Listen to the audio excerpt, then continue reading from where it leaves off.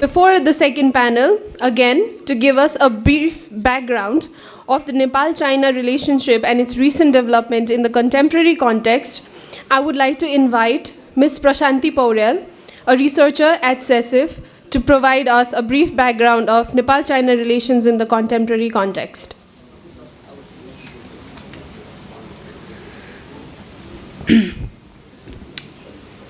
Thank you, Ankita.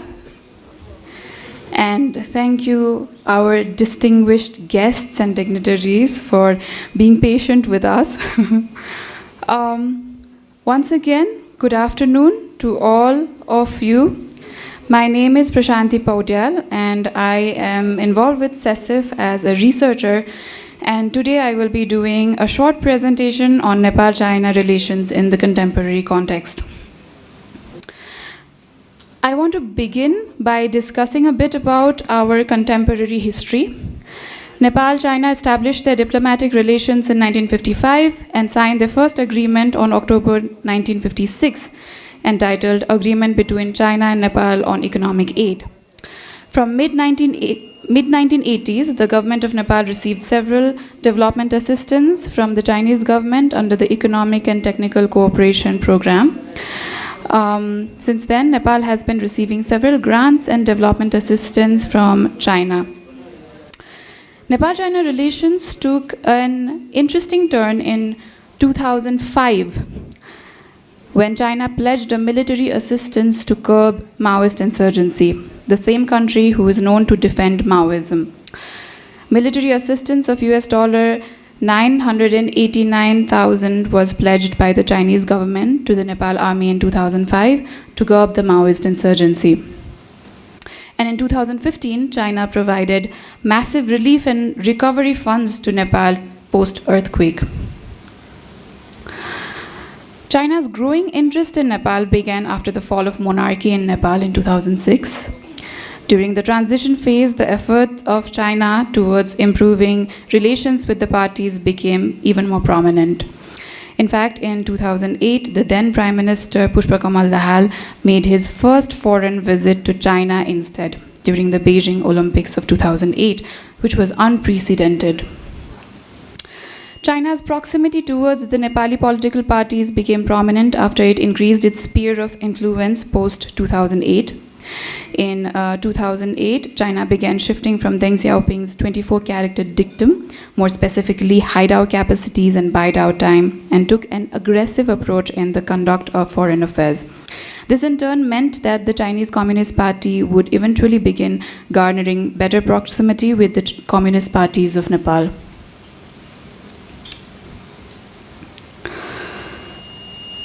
The earthquake of 2015 helped to increase the Chinese footprint in Nepal. We began importing essential goods from the northern border post the unofficial blockade, and we began improving connectivity ties in the northern frontier.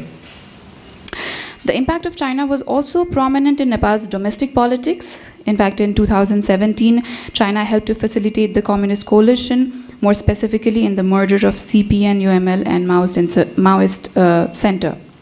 Interestingly, there was the training of the NCP leaders on Xi's thoughts as well.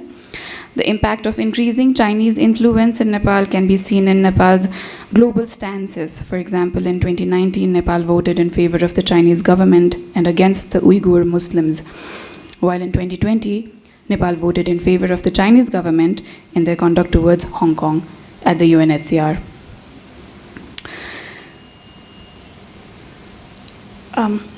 Additionally, Nepal has also been pushed towards controversial stances such as the Taiwan Strait crisis by the China.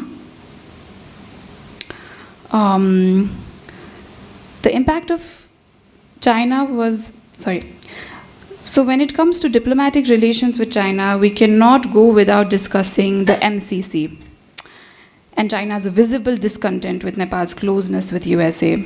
MCC was termed as Pandora box by the Chinese Foreign Ministry. Nepal was seen to be slipping away from China's sphere of influence, which resulted in consistent lobbying against the parliamentary ratification of the MCC Pact, both directly with the politicians and via media. Now, if we compare BRI agreement with the MCC, we will find quite some difference in reactions, even though they are both quite similar infrastructural undertakings. Unlike MCC, BRI was not scrutinized heavily, and its document was only made public quite recently, after 5 years of being signed. BRI agreement also contains the loan component, unlike MCC. Additionally, it also included a possible feasibility study on free trade agreement, wherein Nepal would benefit little. Additionally, questionable component as the policy exchange is also included in the BRI agreement. However, none of the BRI projects have been implemented while the agreement ends in 2023.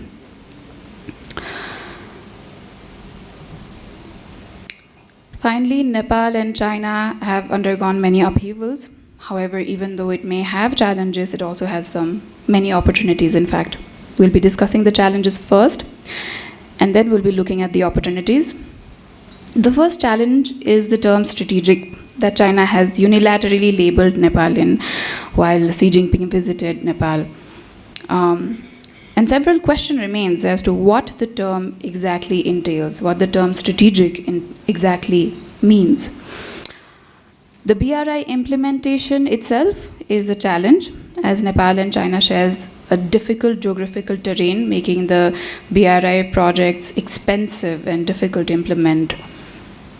The high interest rate of BRI and bilateral loans with China in comparison to the interest rates of other multilateral agencies poses a threat of possible debt trap, which most of us fear.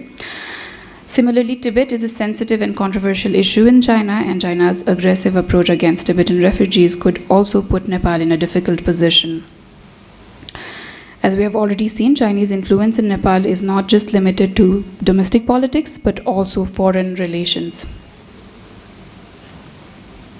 On the other hand, opportunities are the spillover effect of China's growing economy, along with better connectivity ties in the global arena as promised by the BRI.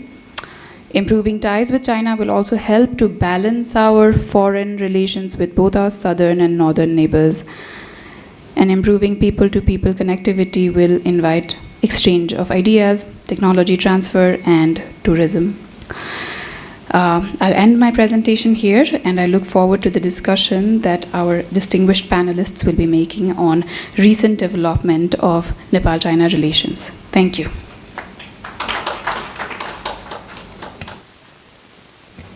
Thank you, Prashanti. Now, as Prashanti mentioned, we will move to our second panel. The panel discussion will take place on the topic of recent developments in Nepal-China relations. And for our panel, we have 4 panelists and a moderator, starting with Ambassador Dinesh Bhattarai. Ambassador Dinesh Bhattarai served as Nepal's Foreign Affairs Advisor from the year 2014 to 2015 and 2017-2018. From 2007 until 2012, he served as Nepal's ambassador and permanent representative to the UN. Likewise, he has been accredited to the World Trade Organization in Geneva, Food and Agriculture Organization in Rome, and United Nations Industrial Development Organization in Vienna. Dr. Bhattarai earned his PhD from Jawaharlal Nehru University in International Relations. Secondly, we have Dr. Nischal Nath Pandey. Dr. Nischal Nath Pandey is the convener of the Consortium of South Asian Think Tanks and the director of the Center for South Asian Studies in Nepal. Additionally, he served as the executive director for the Institute of Foreign Affairs at the Ministry of Foreign Affairs, as well as an advisor for the National Planning Commission. He was visiting fellow at the Institute of South Asian Studies, Singapore, University of Hull, UK, and German Institute of International and Security Affairs, Berlin. Then we have Ms. Avasna Pandey.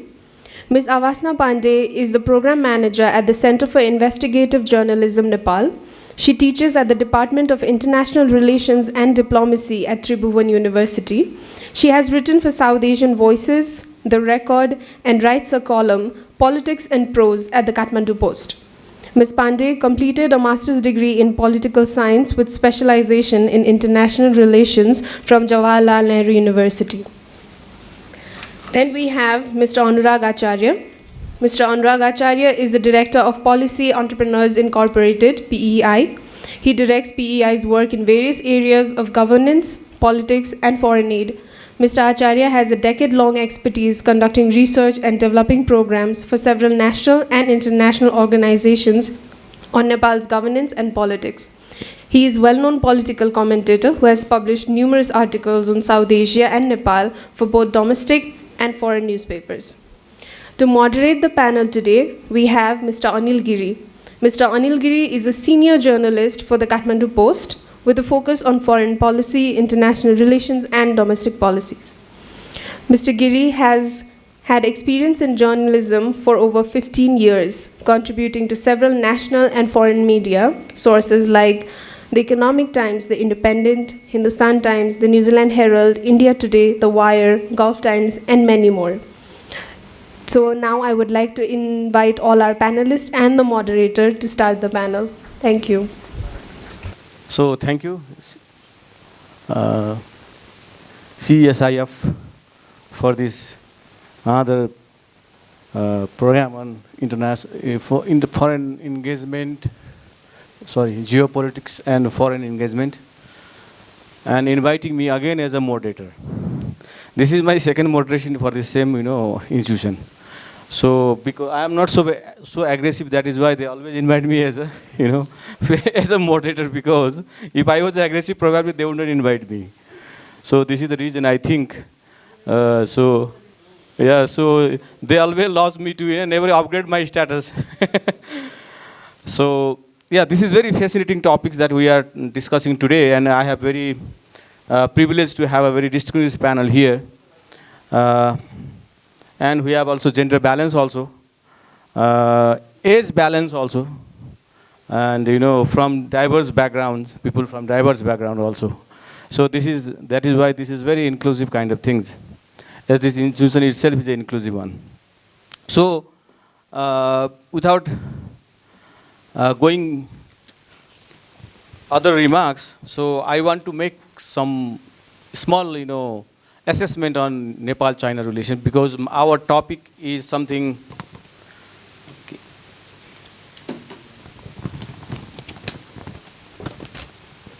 recent development in Nepal-China relations. So my job is to instigate our four panelists to dig into the issue between the Nepal and China, what is happening in Nepal and China. And our panelists are well informed about this, recent development in what is happening between Nepal and China also. So,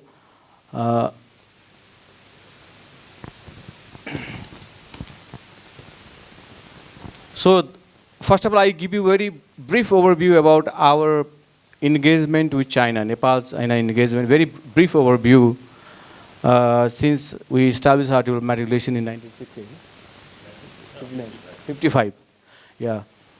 So up to now, the China has completed over 1.5 dozen projects in Nepal, small and big projects, and 21 other projects are going to complete, are on the verge of completion now. And China is the second largest trading partner of Nepal after India. Basically, we don't want to draw, in that very much, or we don't want to venture very much about the history.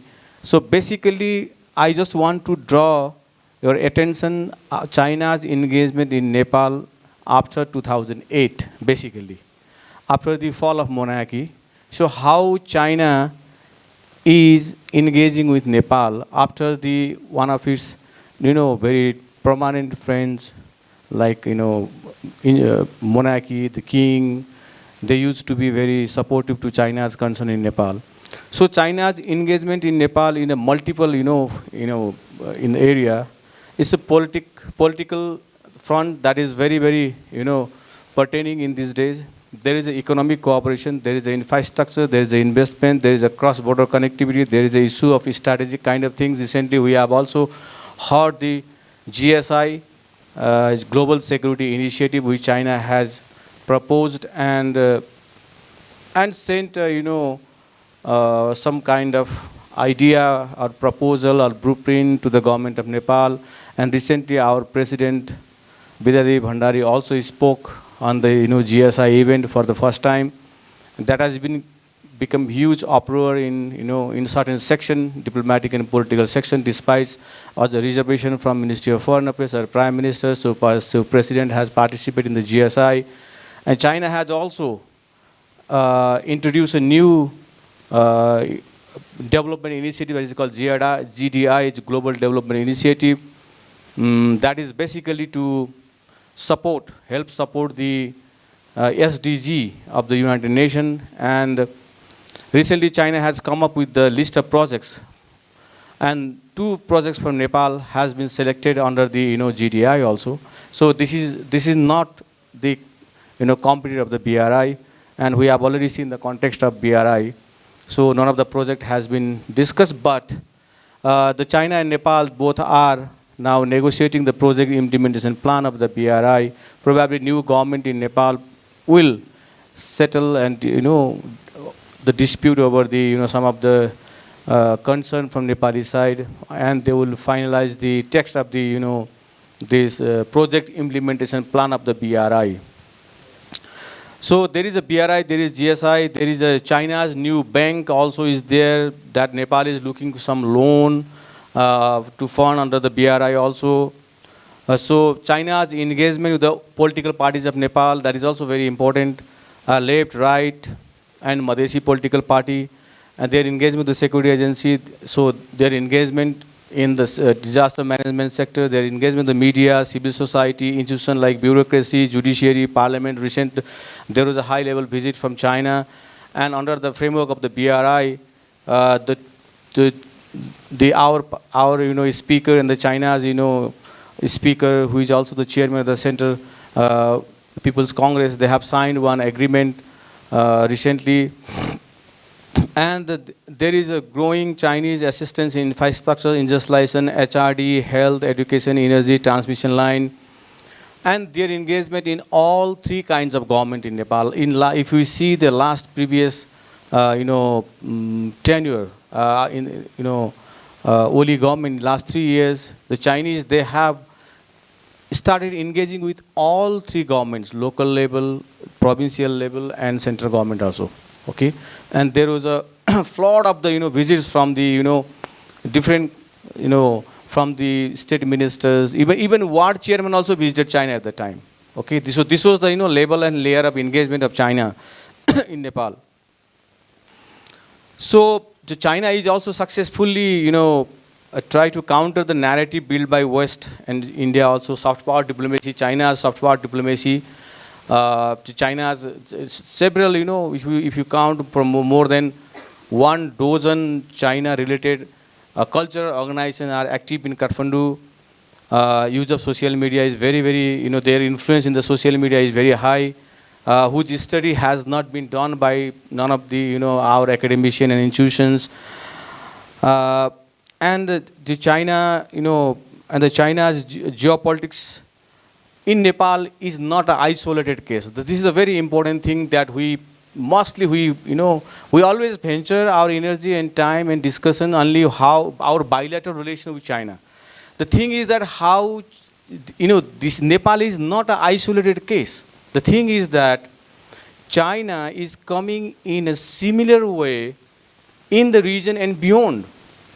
China's engagement with South Asia, China's engagement with the Gulf, China's engagement in Central Asia, China's engagement with Southeast Asian nation, in the Asian periphery. So their engagement and their footprints is equally very important. So Nepal is not isolated case. That is why if in the South Asia, see how they are engaging with Bangladesh. So we don't discuss in Kathmandu basically how Chinese are building their footprints in Bangladesh. So we are not discussing how Chinese are building their footprints in Maldives, in Sri Lanka, or in Pakistan. How the Chinese are offering their package deal to resolve the boundary dispute with Bhutan. So how Chinese are engaged with India, putting aside their boundary disputes, 120 billion US dollars, China and India are doing the business. Over 15,000 Chinese students are studying, Indian students are studying in China. And India is the largest, receivers of the loan from China back AIIB. So China's engagement with South Asia is very much important if we want to, because we tend to forget that we are only under the pressure of China. No. So China is putting pressure in all the South Asian nations, and that is putting pressure also India also. So India's geopolitical, India's these geostrategic circles, India's foreign ministry mandarins and the officials, maximum their time goes to how to neutralize the China's engagement in South Asia. This is China. That is why the Indian media often write elephant in the room. Okay. This is the way. Now in Kathmandu also, if we are negotiating any loan with the Americans and other countries, the elephant is in the room. China is in the room now. Okay. So this is happening to every South Asian country. So this is not, so Nepal is not an isolated case. So that my take is today is that, so China's engagement in South Asia is very, very, visible. They are coming in an aggressive way. In the similar way, they are also coming in Nepal. So Nepal is not an isolated case. Okay. So this has ultimately putting pressure on India because they want to neutralize or they want to also contain their, influence. China, India basically seeks South Asia is just a backyard. So basically Chinese, they want to contain the Indian influence in the region. So this is some of the thrust that I want to make, to highlight in this program. So I have also other point which I have been mentioning in my short remarks, but I'm not going to read out those all. And now I start with my panelists. First of all, in my left, Avasna is here. So Avasna is given a topic to speak on the issue of China's proactive diplomacy and foreign policy as a part of its national policy. So how China is actively engaging Nepal and how China's diplomacy has been, portraying in Nepal and how it is affecting our national policy or our, engagement with China. So first of all, I will hand over this mic to Avasna ji. Thank you. Thank you, Anil Dai, and thank you for that opening remark as well. Whatever Anil Dai pointed out, it's extremely true, and I will just pick up from where Anil Dai left. I'm a little not well, so I might take long breaths in between. Please bear with me. China has had a long history of its how it has evolved as a nation.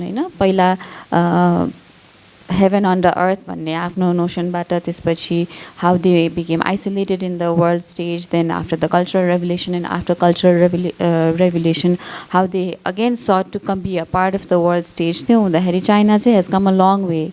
But coming back specifically to proactive diplomacy, China चाहिँ after जस्तै China पनि पहिला for the longest time it remained very passive in the world stage. It was a taker of policies, it was not a maker of policies. अनि passive बाट उनीहरूले conciliatory policy बाट चाहिँ अब हैन हामी चाहिँ confrontational हुनुपर्छ भनेर उनीहरू that's kind of a policy shift that China undertook after the Cultural Revolution.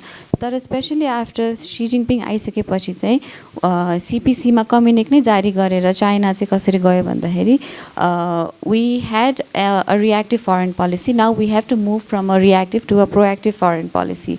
अनि China को चाहिँ what is good about China or something that we should all look up to is their national priorities reflects directly in their foreign policy goals. So Nepalको केसमा पनि 2000 उनीहरूले internally they decided that China is moving from a reactive foreign policy to a proactive foreign policy. So whatever engagement we see in Nepal or in any other country is part of that process.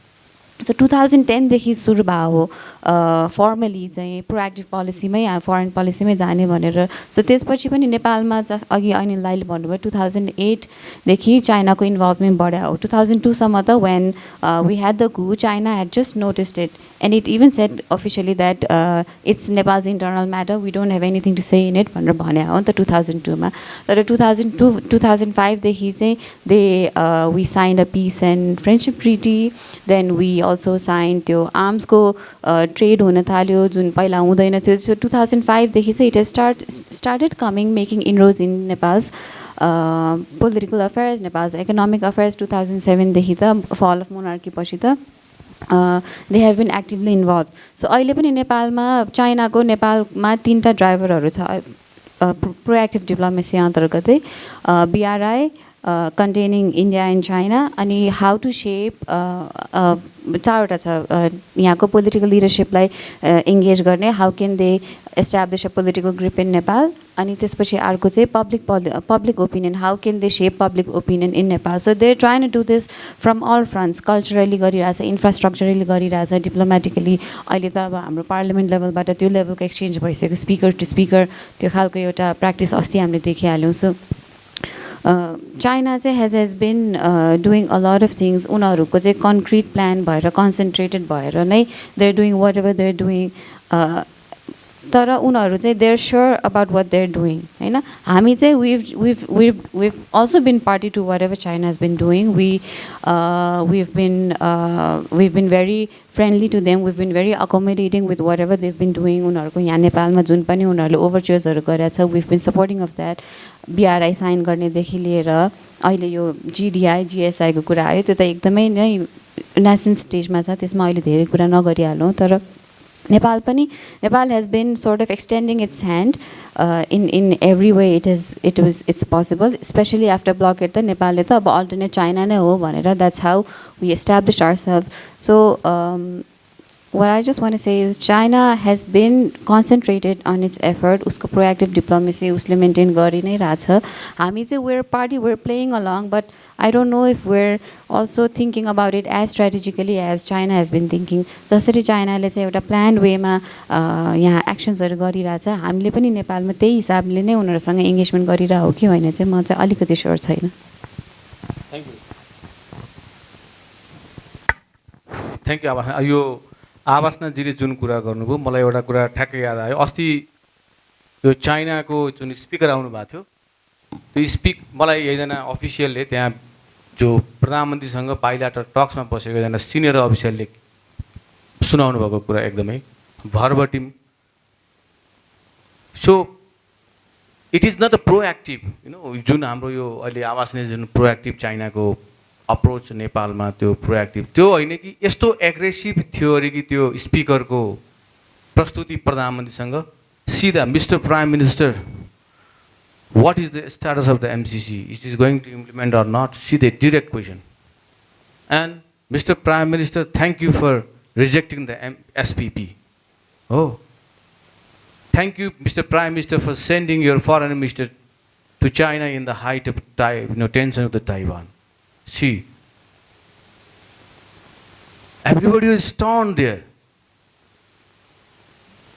Somebody त्यहाँ बाहिरबाट निस्केको त्यो मिटिङबाट बाहिर निस्केको मान्छेले मलाई भन्थ्यो, I never ever thought that Chinese would like to speak in that way.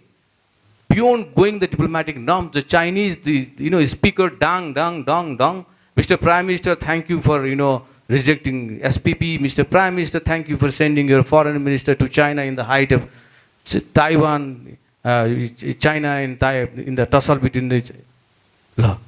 And what is the status of the MCC is going to implement or not? देखि तपाईको 4-5 वटा पोइन्ट त यस्तो हकिस तरिकाले तपाईको प्रस्तुत भएर कि तपाईको त्यहाँ त गभर्नमेन्टको मान्छेहरुले ट्वा परेर प्राइम मिनिस्टरले के भन्ने. सो प्राइम मिनिस्टर आफै अलमलमा है. सो अब यो प्रोएक्टिभबाट पनि तपाईँको के भने they are going beyond that चाइनिजहरू हाम्रो केसमा यस्तो प्रोएक्टिभ भन्दा पनि म त के भन्छु भने अब त्यो एग्रेसिभ उसमा गइसक्यो उनीहरूको डेफिनेसनमा प्रोएक्टिभ भनेकै असर्टिभ हुनु हो कि जुन खालको तपाईँले भन्नुभयो नि असर्सन उनीहरूले प्रोएक्टिभ नाम दिए पनि उनीहरूको एक्सनमा चाहिँ असर्टिभ नै हुने हो अब यहाँ चाहिँ मान्छेहरूले के भने फरेन पोलिसी चाहिँ पुरै बिग्रियो हाम्रो जम्मै अमेरिकातिर टिल्ड भयो युएसतिर कता के अरे इन्डियातिर टिल्ड भयो के भयो अब सरकार अहिले देख्नुभयो जिएसआई अब हाम्रो घोषित नीति हाम्रो नेपाल सरकारको घोषित नीति भनेको के भने हामी कुनै पनि सैन्य गठबन्धनमा भाग लिँदैनौँ भन्ने हो शेरबहादुर देउवाले happily he allowed president Bidya Devi Bhandari to speak on the GSI अब भोलि अमेरिकनहरूले ल तपाईँ बोलिदिनु पऱ्यो आइपिएसमा अथवा एसपिपीमा भनेर भन्यो भने अब राष्ट्रपति बोल्ने कि नबोल्ने कति गाह्रो ल्याउनुहोस् यो एग्रेसनले यस्तो पनि समस्या ल्याउँछ हेर्नुहोस् है त्यसको पनि त्यो फलहरू हुन्छ त्यो हिसाबले अब म चाहिँ हाम्रो सिनियर डिप्लोमेट अब उमेरको हिसाबले पनि हामीले श्रद्धा गर्नुपर्ने हुन्छ अब दिनेश सरसँग म जान्छु अब उहाँलाई चाहिँ के भने एकदमै recent development in Nepal China relation impact Nepal domestic politics अब यसमा के भनेदेखि अब यसमा साह्रै नेपाली काङ्ग्रेस त खारै साथी धेरै अब इम्प्याक्ट त नहोला अब यो चाइनाको चाहिँ बढी जोड चाहिँ कम्युनिस्टहरूकै एकतामा छ उनीहरू चाहिँ होइन अब संसारकै ओल्ड अर्डरै भत्काउँछौँ भनेर हिँडिया छन् अब यहाँको नै अर्डर नै भत्काउने हुन् कि के हुन् सरको अब्जर्भेसन के छ अब सुनौँ भनेर sir thank you sir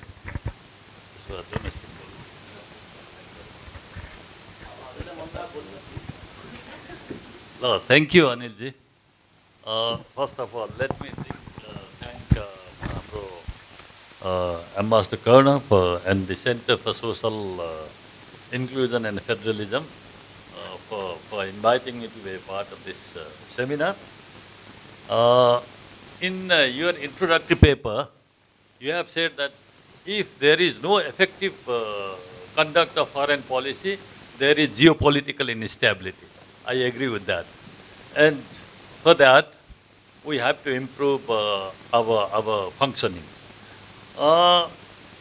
Hamro चाहिँ we have been living with neighbors.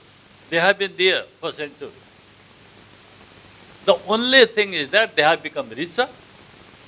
They have reached the global top table.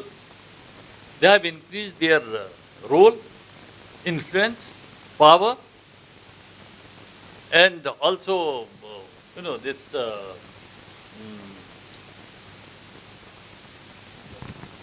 their role and contribution, I will say. And because they have reached the global top table, naturally there is an increasing attention on these two neighbors.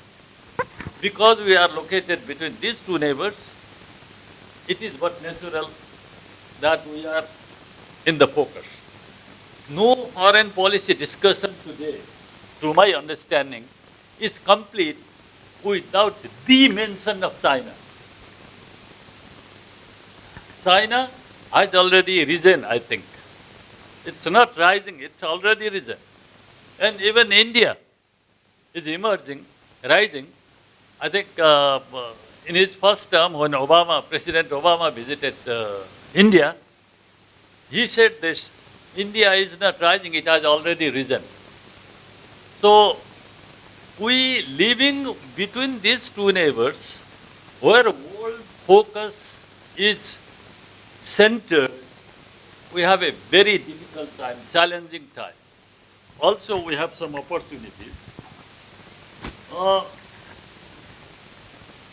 So, it is no secret that China intends to replace the United States as #1 power.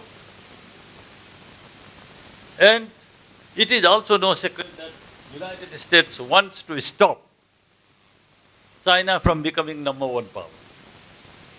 So, we have to understand that a superpower has emerged at our doorstep.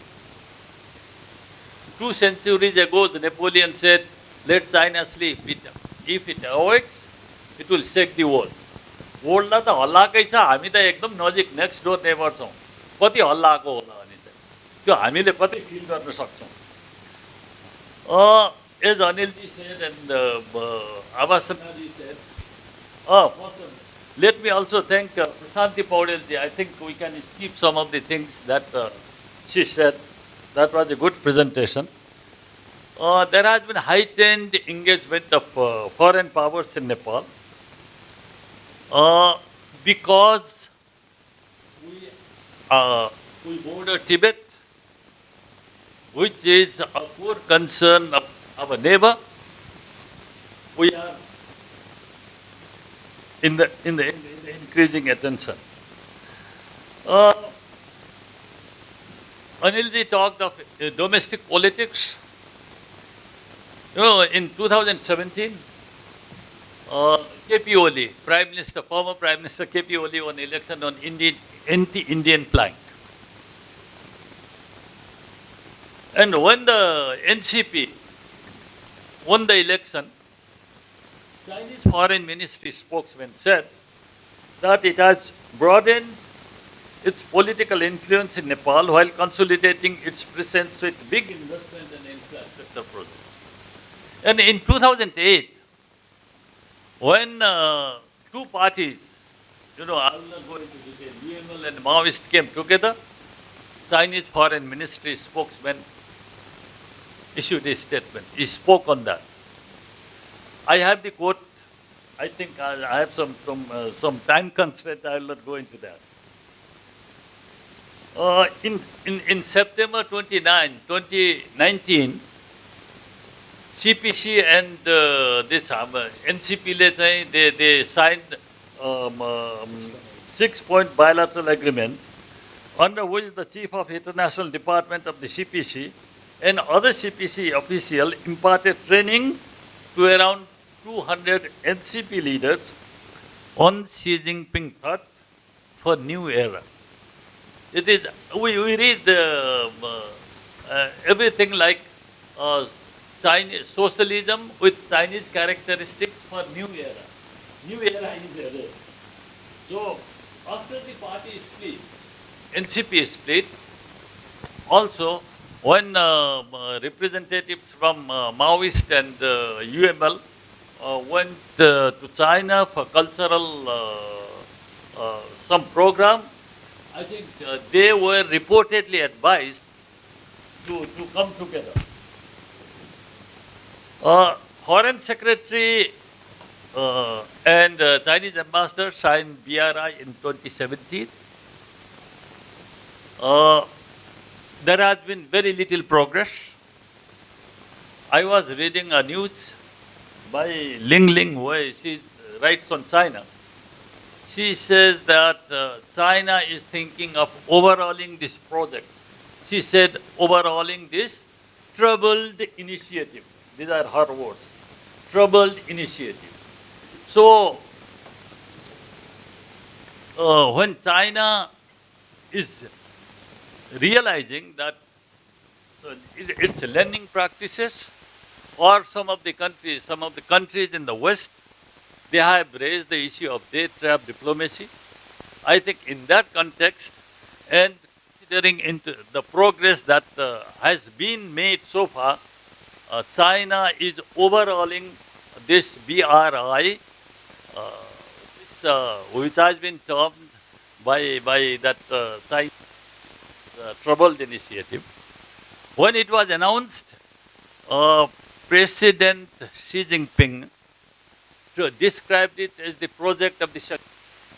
Some of the diplomats, some of the say that this is Sino-centric version of world order.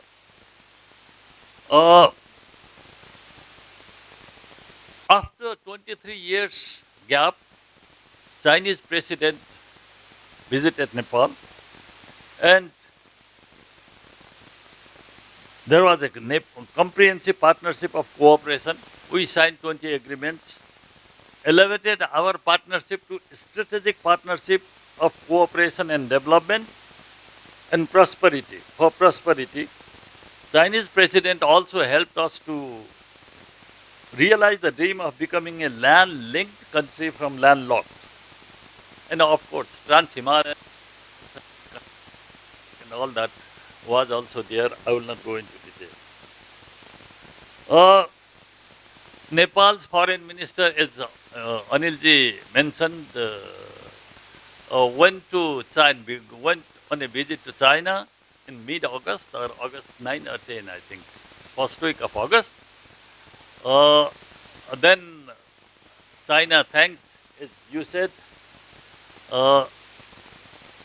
Then that time, I think he was among the first visitor to visit China after the much controversial visit of U.S. House Speaker Nancy Pelosi to Taiwan.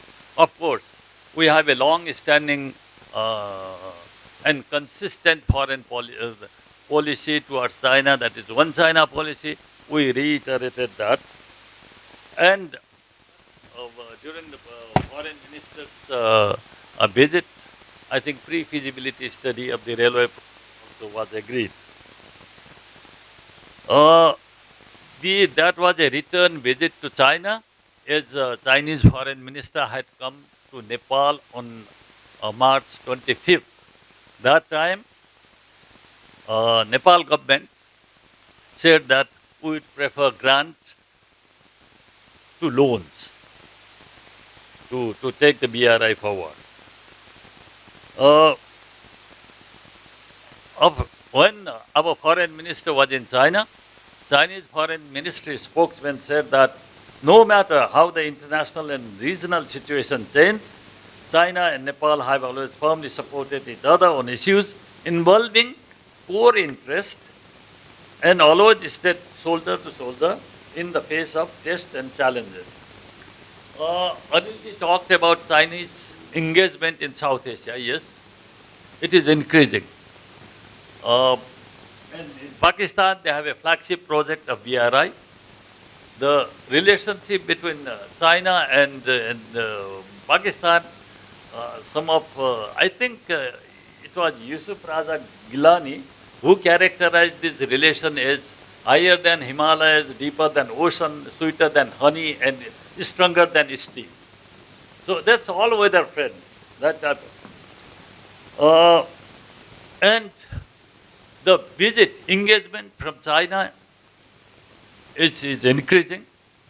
I think in July, the chief of International Department, CPC, visited Nepal, and then he was followed by the speaker. And when the speaker visited, there was a five-point agreement or six-point agreement. Six-point agreement. In the fifth point of six-point agreement concluded between Nepal and China, I think the speaker, it was between two parliaments, interparliamentary agreement, but they talk of BRI. And when our foreign minister visited China, we have no mention of BRI, but Chinese, they mention it. So, all these things are there. I will not go आफ्नो अनुकूलतामा वक्तव्य निकाल्ने हुँदो रहेछ कि यो त्यतिखेर चाहिँ 16 अरब दियो भनेर हामीहरूले भन्यो उनीहरूको वक्तव्य छैन त 16 अरब their concern was security and our concerns was the opening transit points. Yeah. When Nancy Pelosi was in Taiwan, or she visited Taiwan,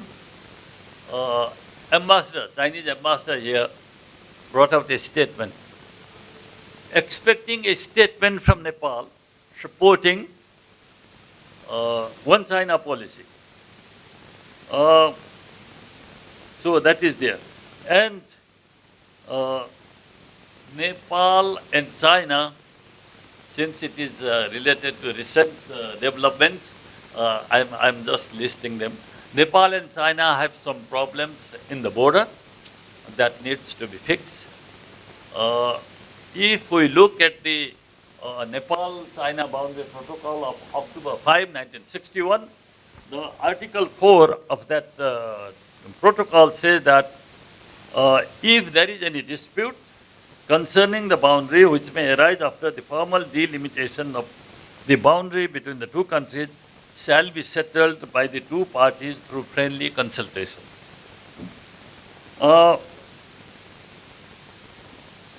America pulled out from Afghanistan,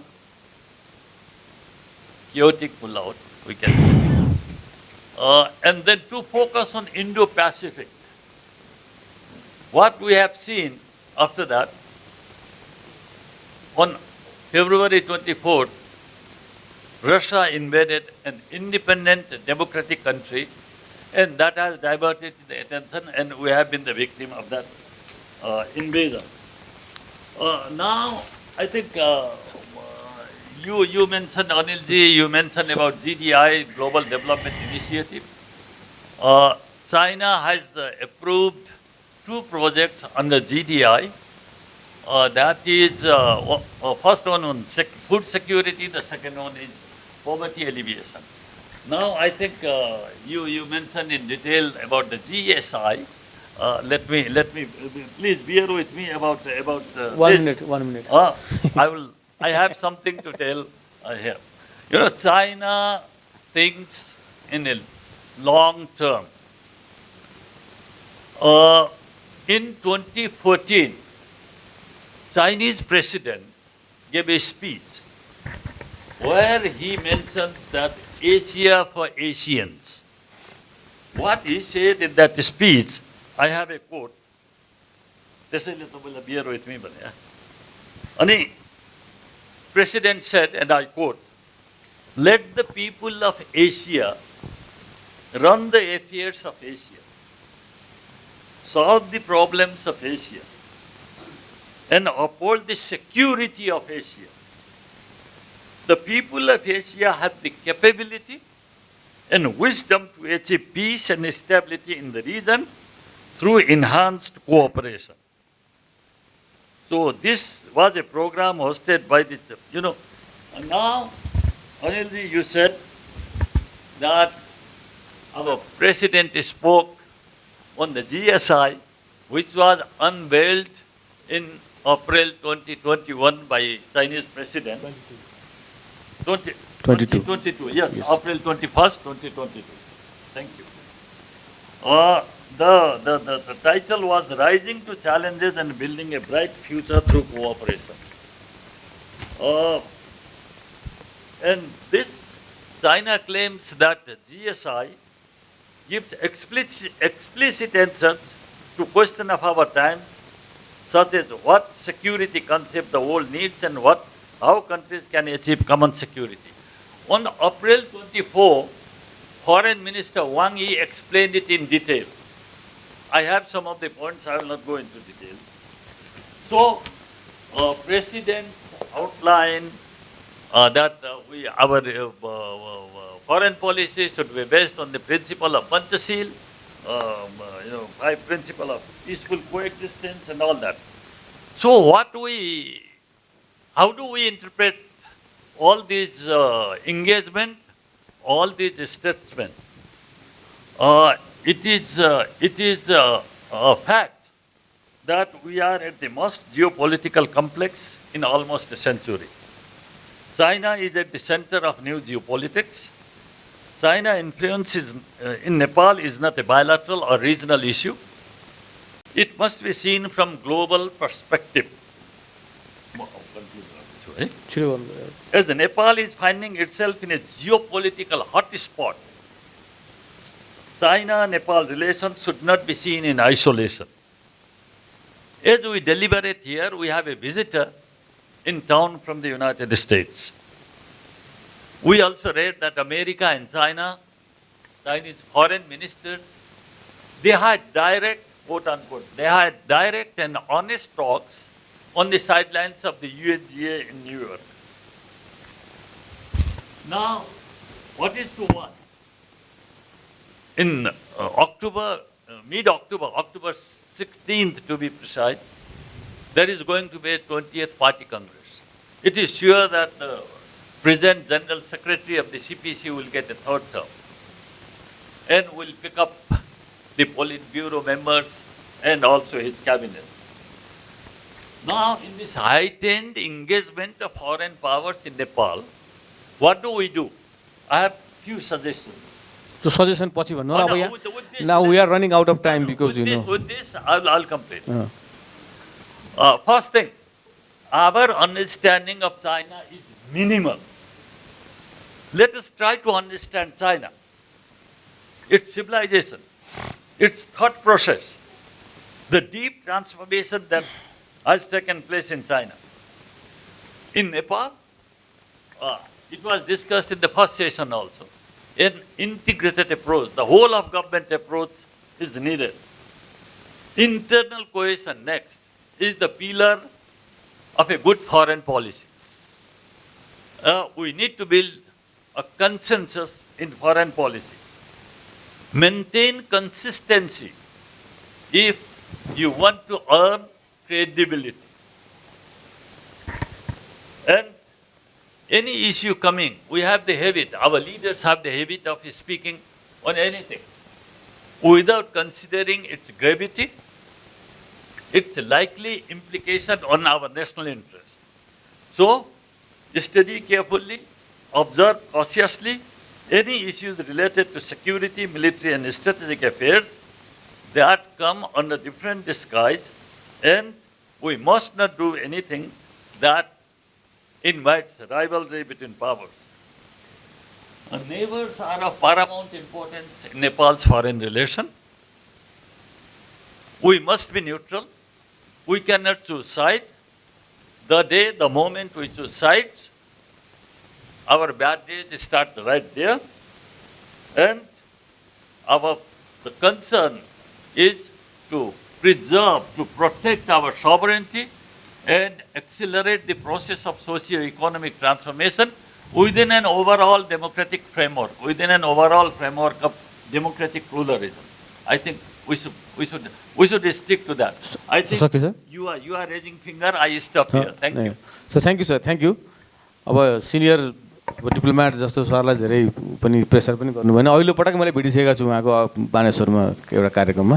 त्यसकारण चाहिँ अहिले अलि लग्जरी दिएको मैले वास्तवमा चाहिँ अब अलिकति के भने हामी दुईटा नाइबरको बिचमा त छौँ, तर एउटा कन्ट्रास्ट के पनि हो भने the China is a communist country and India is a democratic country. See there is a difference. So how can we make a balance between two society, two political system.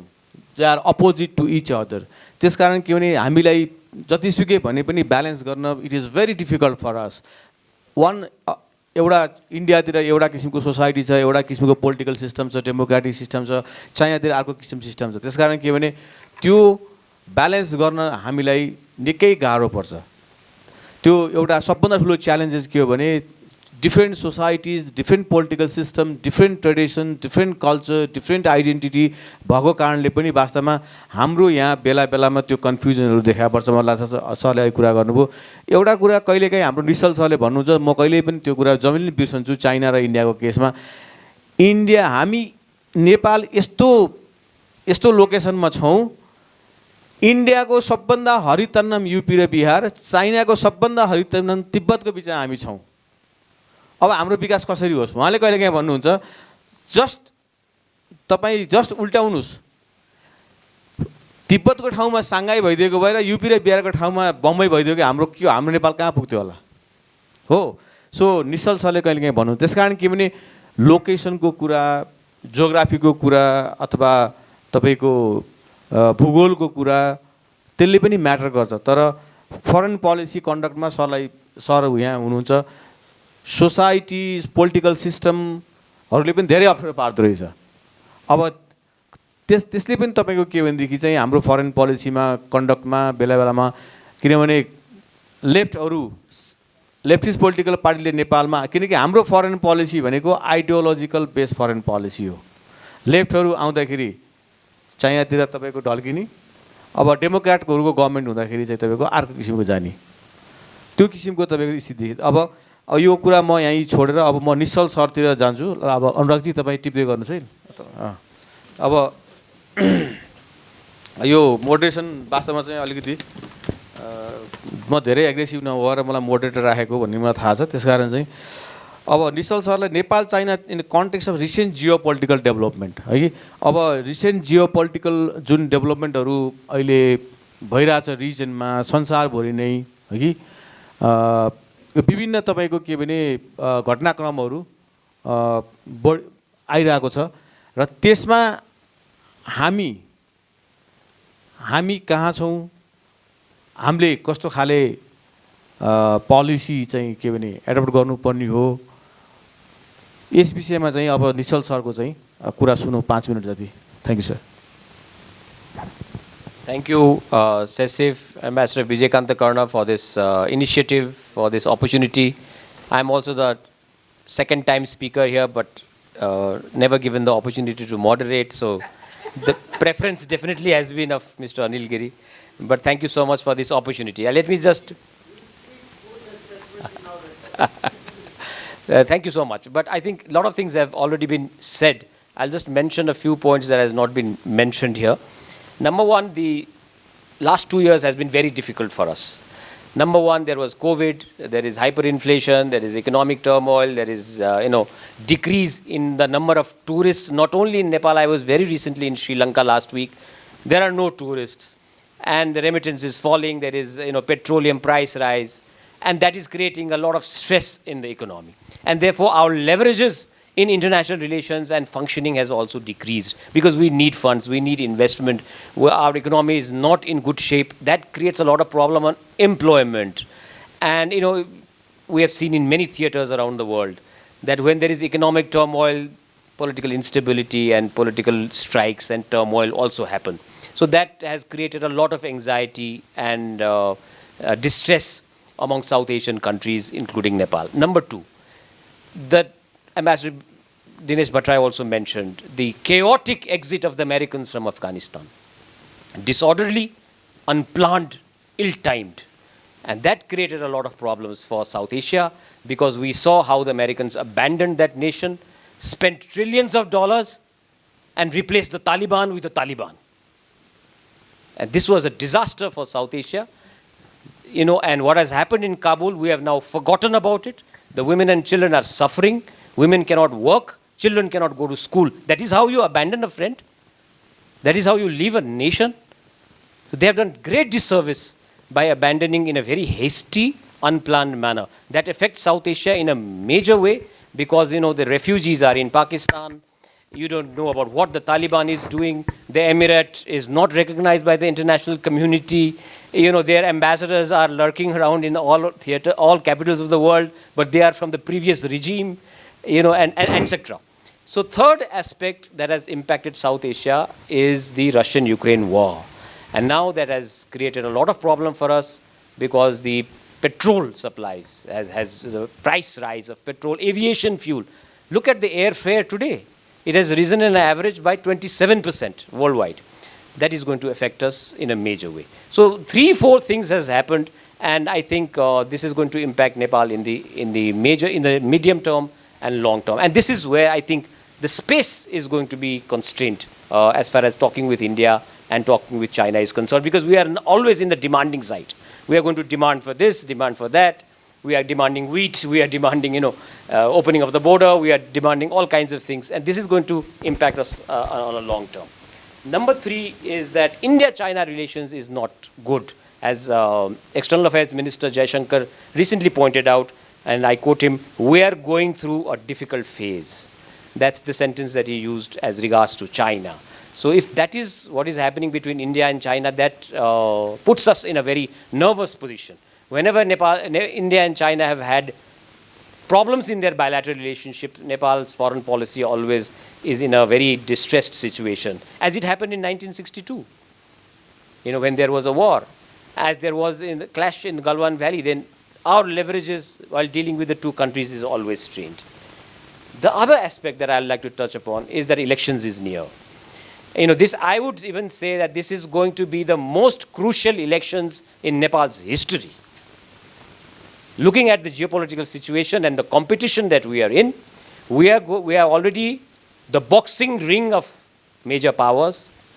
They are not boxing with each other in other theaters. They are boxing in our territory, in Colombo, in Kathmandu, in Male, in Dhaka, and we are going to be very, very important in that respect, because they are not fighting a war among themselves, but they are fighting as proxies and using our territory as proxy. And we are going to be reduced as a boxing ring. So this is going to be a very crucial election for us in the history of this country. But what a time. Our vice president criticizes the president. The upper house chairman criticizes the speaker of the lower house. The chief justice is on a house arrest, cannot go to the Supreme Court. For the first time in the legal history of this country, the chief justice was acting for 8 months. How can you rule a nation like this? Every institution is under severe stress. The other person criticizes the president. Prime Minister and the president, one hears from newspapers, are not in talking terms. How can the upper house chairman criticize the lower house speaker? Never heard of, but he does that publicly. So I think this is going to, this is a semblance of the decay of institutional order. And as pointed out by Ambassador Karna also in the previous session, I think the foreign ministry is going to be an extremely weak institution when everybody starts doing foreign policy on his or her own right. A lot of students also I see here. I tell my class also, I also teach. A lot of people say that, the people are important for a nation. Country, muluk bhaneko janta ho bhन्छ नि आजकल एकदम फेसनमा आएको छ यो. This is fundamentally wrong. A country is also territory. Don't forget the territory. And we have been safeguarding our territory. When the British left the subcontinent, there were many sovereign nations around our own vicinity. They are gone today. But we have lived to be a sovereign nation. So let us not discredit our leaders, our forefathers, our ancestors. We have lived to be a sovereign nation. Where is Yugoslavia today? Please tell me. Aren't the people of Yugoslavia there? Of course they are there. But where is the country called Yugoslavia? It's not there in the globe. There is Serbia, there is Slovenia, there is Montenegro, there is Kosovo, and there is North Macedonia. But where is Yugoslavia? The country has evaporated, it's gone. People are there. So let us not discredit our leaders. Our territory has survived. Sir. So the sovereign nation is also about two things make a sovereign nation. One is the people, and the other is a territorial integrity. Sir, I have 2 questions for you. And so I think the nation comprises of the people and the territory. Let us not discredit that aspect. We have survived as a sovereign nation. And with regards to now the final thing about China, we have already heard from Ambassador Dinesh Bhattarai in the previous session, from Anil Giri, that a rising power, and we always discuss about the strong. Human habit is to discuss about the strong. We don't discuss about Congo. Did we discuss about Seychelles? Did we talk about Rwanda in the entire day today? No, nobody talked about Rwanda. But we always talk about China because it is rising, it is economically powerful, it is militarily powerful. So humans have a habit of talking about the strong.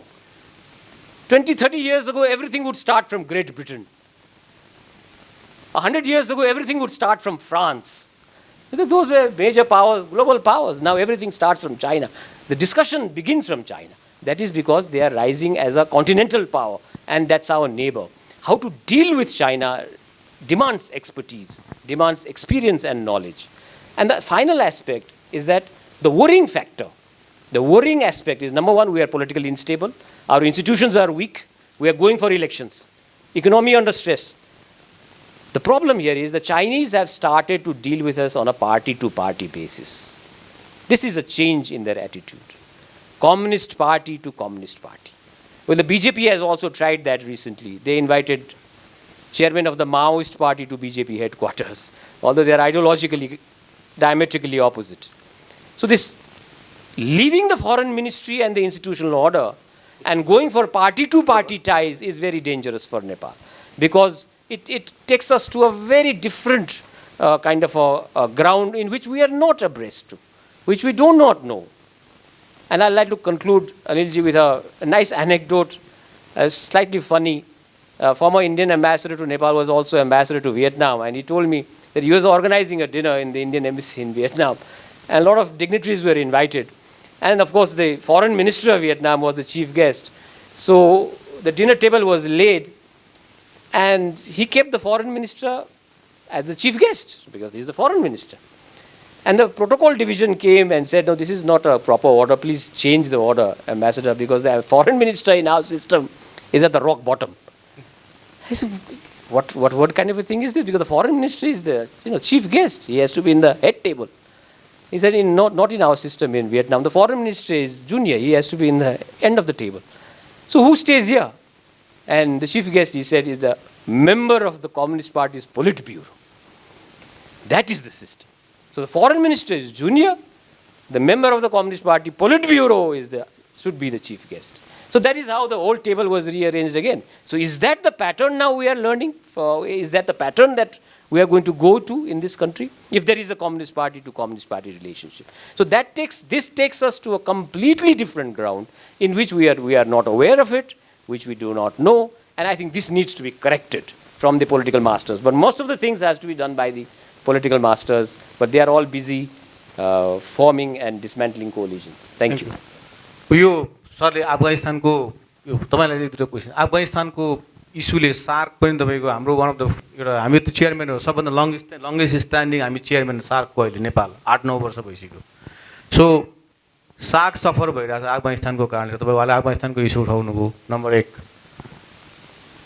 सबभन्दा रमाइलो interesting के हुँदैछ अरे भने यो सार्कमा चाहिँ अब यो मेमा जनवरी फेब्रुअरी मार्चमा अहिलेको सेक्रेटरी जेनरल रिटायर हुँदैछ श्रीलङ्काको अल्फाबेटिक अर्डर अनुसार अब आउँदैछ को भने अफगानिस्तानलाई कसैले रिकग्नाइज गरेको छैन अब त सेक्रेटरी जेनरल रिकग्नाइज गरिन हेर्नुस् आपत अब सबभन्दा ठुलो ड्यालेमा अहिले मेम्बर स्टेटलाई के छ अरे भने अब अफगानिस्तानलाई कसैले पनि रिकग्नाइज गरेको छैन अफगानिस्तानले पठाएको सेक्रेटरी जेनरल रिकग्नाइज गर्ने कि नगर्ने भन्ने समस्या छ this is the biggest dilemma going on अब अफगानिस्तानको कारणले गर्दा सार्कको मिटिङ हुन सकेन न्युयोर्कमा that used to be set the tone for all तपाईं kinds of meeting for the SAARC तपाईले जुन अहिले अफगानिस्तानको इस्यु उठाउनु भयो सो यो कारणले गर्दा हाम्रो रिजनल इन्गेजमेन्ट पनि तपाईको सफर भइरहेछ अनि अहिले तपाईले भन्नुभयो म त जहिले पनि साथीहरुलाई भन्दै यहाँ अहिले जुन बक्सिङ रिङ भन्नुभयो उहाँले त्यो बक्सिङ रिङलाई म जहिले पनि के भन्छु भने Nepal is under the pressure of CIA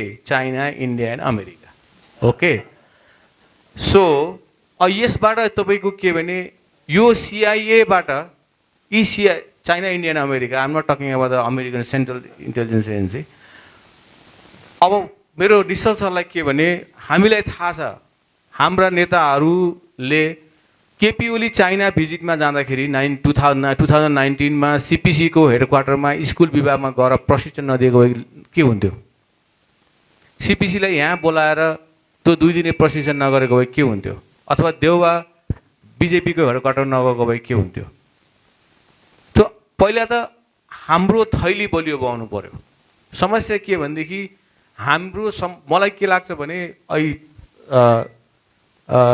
हाम्रो पाण्डे सरले जुन कुरा उठाउनु भयो त्यो कुराहरुमा अधिकांश हाम्रो नेताहरुको गल्ती देख्छु म इन्डियाले चाइनाले अमेरिकाले त के प्रस्ताव ल्याउँछ हेर्नुस् यहाँ साइन गरौँ त्यहाँ साइन गरौँ यो एग्रिमेन्ट गरौँ त्यो गर्ने नगर्ने चाहिँ के भने हामीमा निर्भर छ तर हामीले अहिले भन्यौ हाम्रा इन्स्टिट्युसनहरु विक भए फरेन मिनिस्ट्री काम नलानी लोदर तपाईको चाहिँ भएर गयो मिनिस्टर सेक्रेटरी सबै तर फरेन मिनिस्ट्रीलाई मात्रै तपाईको गाली गरेर हुँदैन मेरो तपाईलाई एउटा क्वेशन के छ भने अब सरकार बन्दैछ अब हामीले यो च्यालेन्जिङ जुन जियोपोलिटिकल जुन भूराजनीतिक अथवा सामरिक अथवा विभिन्न खाले सुरक्षा विभिन्न खाले चासोहरु जुन छ यसलाई सम्बोधन गर्नको लागि कस्तो खाले मेकानिजम चाहिन्छ किनकि तपाई त एउटा थिंक ट्याङ्कको कन्स्टोरियमको हेड पनि गर्नुहुन्छ हगि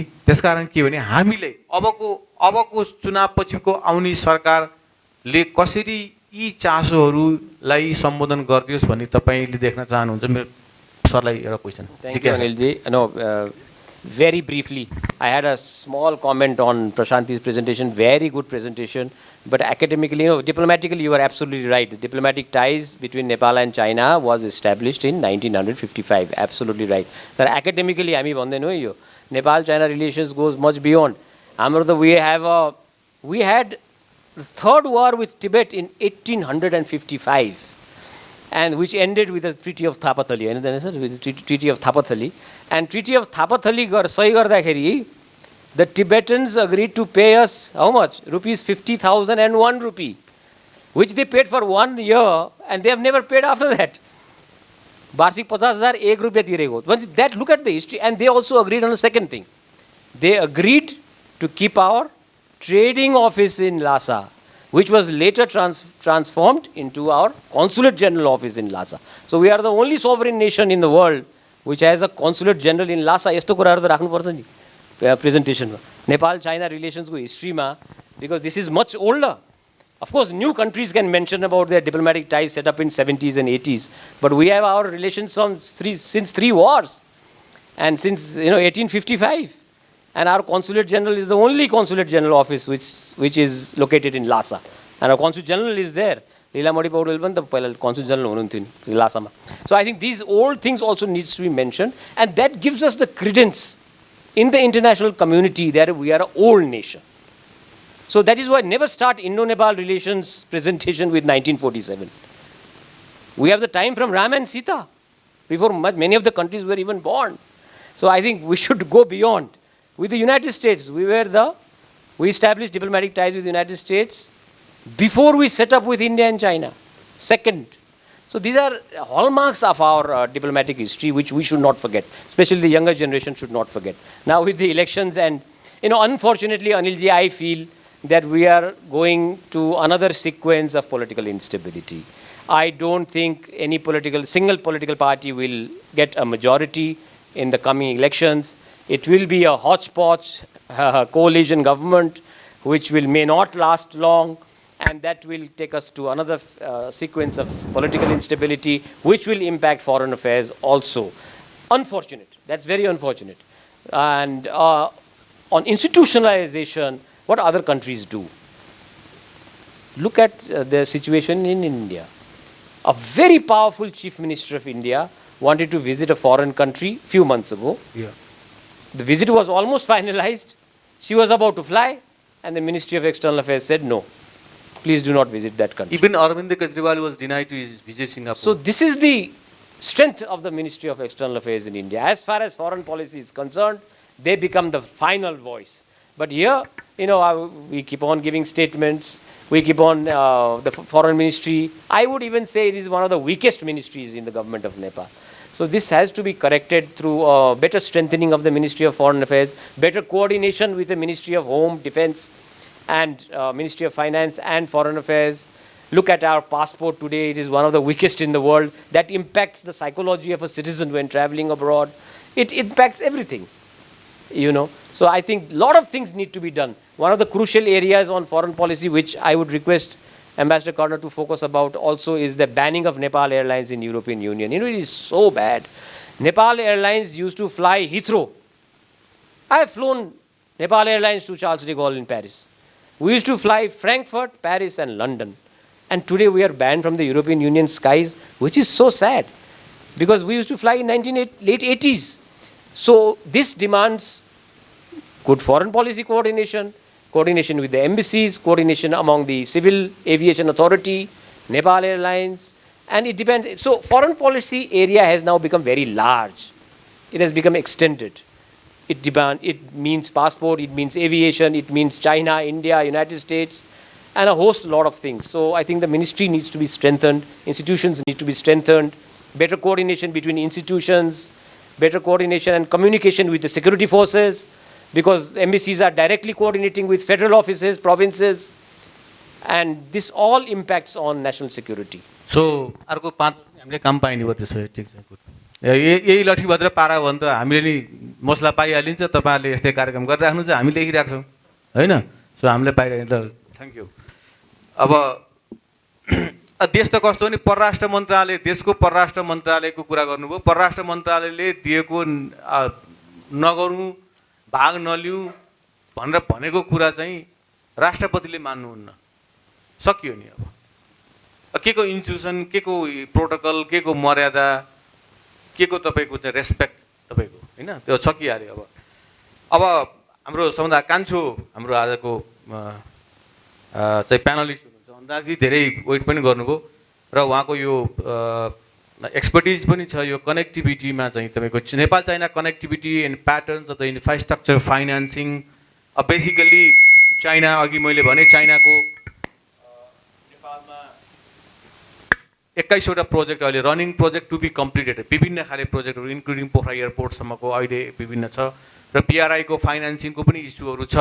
पिआरआईको फाइनेन्सिङमा जुन नेगोसिएसन चलिरहेको थियो चाइनासँग, हामी सफ्ट लोन मात्रै प्रिफर गर्छौँ, हामी ग्रान्ट प्रिफर गर्छौँ, ग्रान्टमा हामी चाहिँ सफ्ट लोन प्रिफर गर्छौँ। त्यो सफ्ट लोन पनि हामी बिलो 1% मात्रै भन्दा माथि जान सक्दैनौँ र देयर सुड बी अ कम्पिटिटिभनेस। किनभने पिआरआईको प्रोजेक्ट लिएर आयो, तिमीहरूले जसलाई भन्छौ त्यसैलाई दिने होइन कि तिमीहरूले कम्पिटिसन सक्छौ भने ग्लोबल कम्पिटिसन गराऊ, सक्दैन भने एमोङ चाइनिज कम्पनीको विभाजन गराऊ भन्दाखेरि चाहिँ अहिले चाइनासँग त्यो पिआरआईको नेगोसिएसन पनि अड्किरहेछ। अब 4 वर्ष 5 वर्ष पुग्छ, अब 3 वर्षमा रिन्यू गर्ने हो, 3 वर्षमा अटोमेटिक रिन्यू भइगयो, अब 6 वर्षपछि फेरि रिन्यू हुन्छ। सो लेट्स सी यो चाइनाले पनि त्यसमा रिभ्यू गर्ने कुरा गरिरहेछ अहिले। उनीहरूलाई पनि धेरै देशहरूबाट कम्प्लेन आएको छ पिआरआईकोमा र पिआरआई सरले भन्नुभयो it's has been become a troubled initiative for China itself has become a headache for China. र अनुरागजीको अनुभव अब 5 मिनटमा सुनिहाल्नु ल। धन्यवाद अनिलजी, धन्यवाद सेसिफ र विजयकान्तजीलाई। सबैभन्दा लास्टमा बोल्नुको एउटा राम्रो के भन्दाखेरि एग्रिगेट गर्न पाइन्छ र एकाडेमिकली अलिकति कोट अनकोट हुन्छ नि कान्छो जेनेरेसनको आइआर अब्जर्भर भएकोले हिसाबले राम्रो पनि कुरा के भन्दाखेरि रिसेन्ट डेभलपमेन्टको कुरा अलिक बेसी गरिन्छ र त्यो गर्नु जरुरी पनि छ। किन भन्दाखेरि हुन्छ नि हामीहरू कहिलेसम्म पास्टमा अड्केर बसिरहने होइन, पास्टको आफ्नो हिस्ट्री हुन्छ, त्यो अघि निश्चलजीले भनिहाल्नुभयो।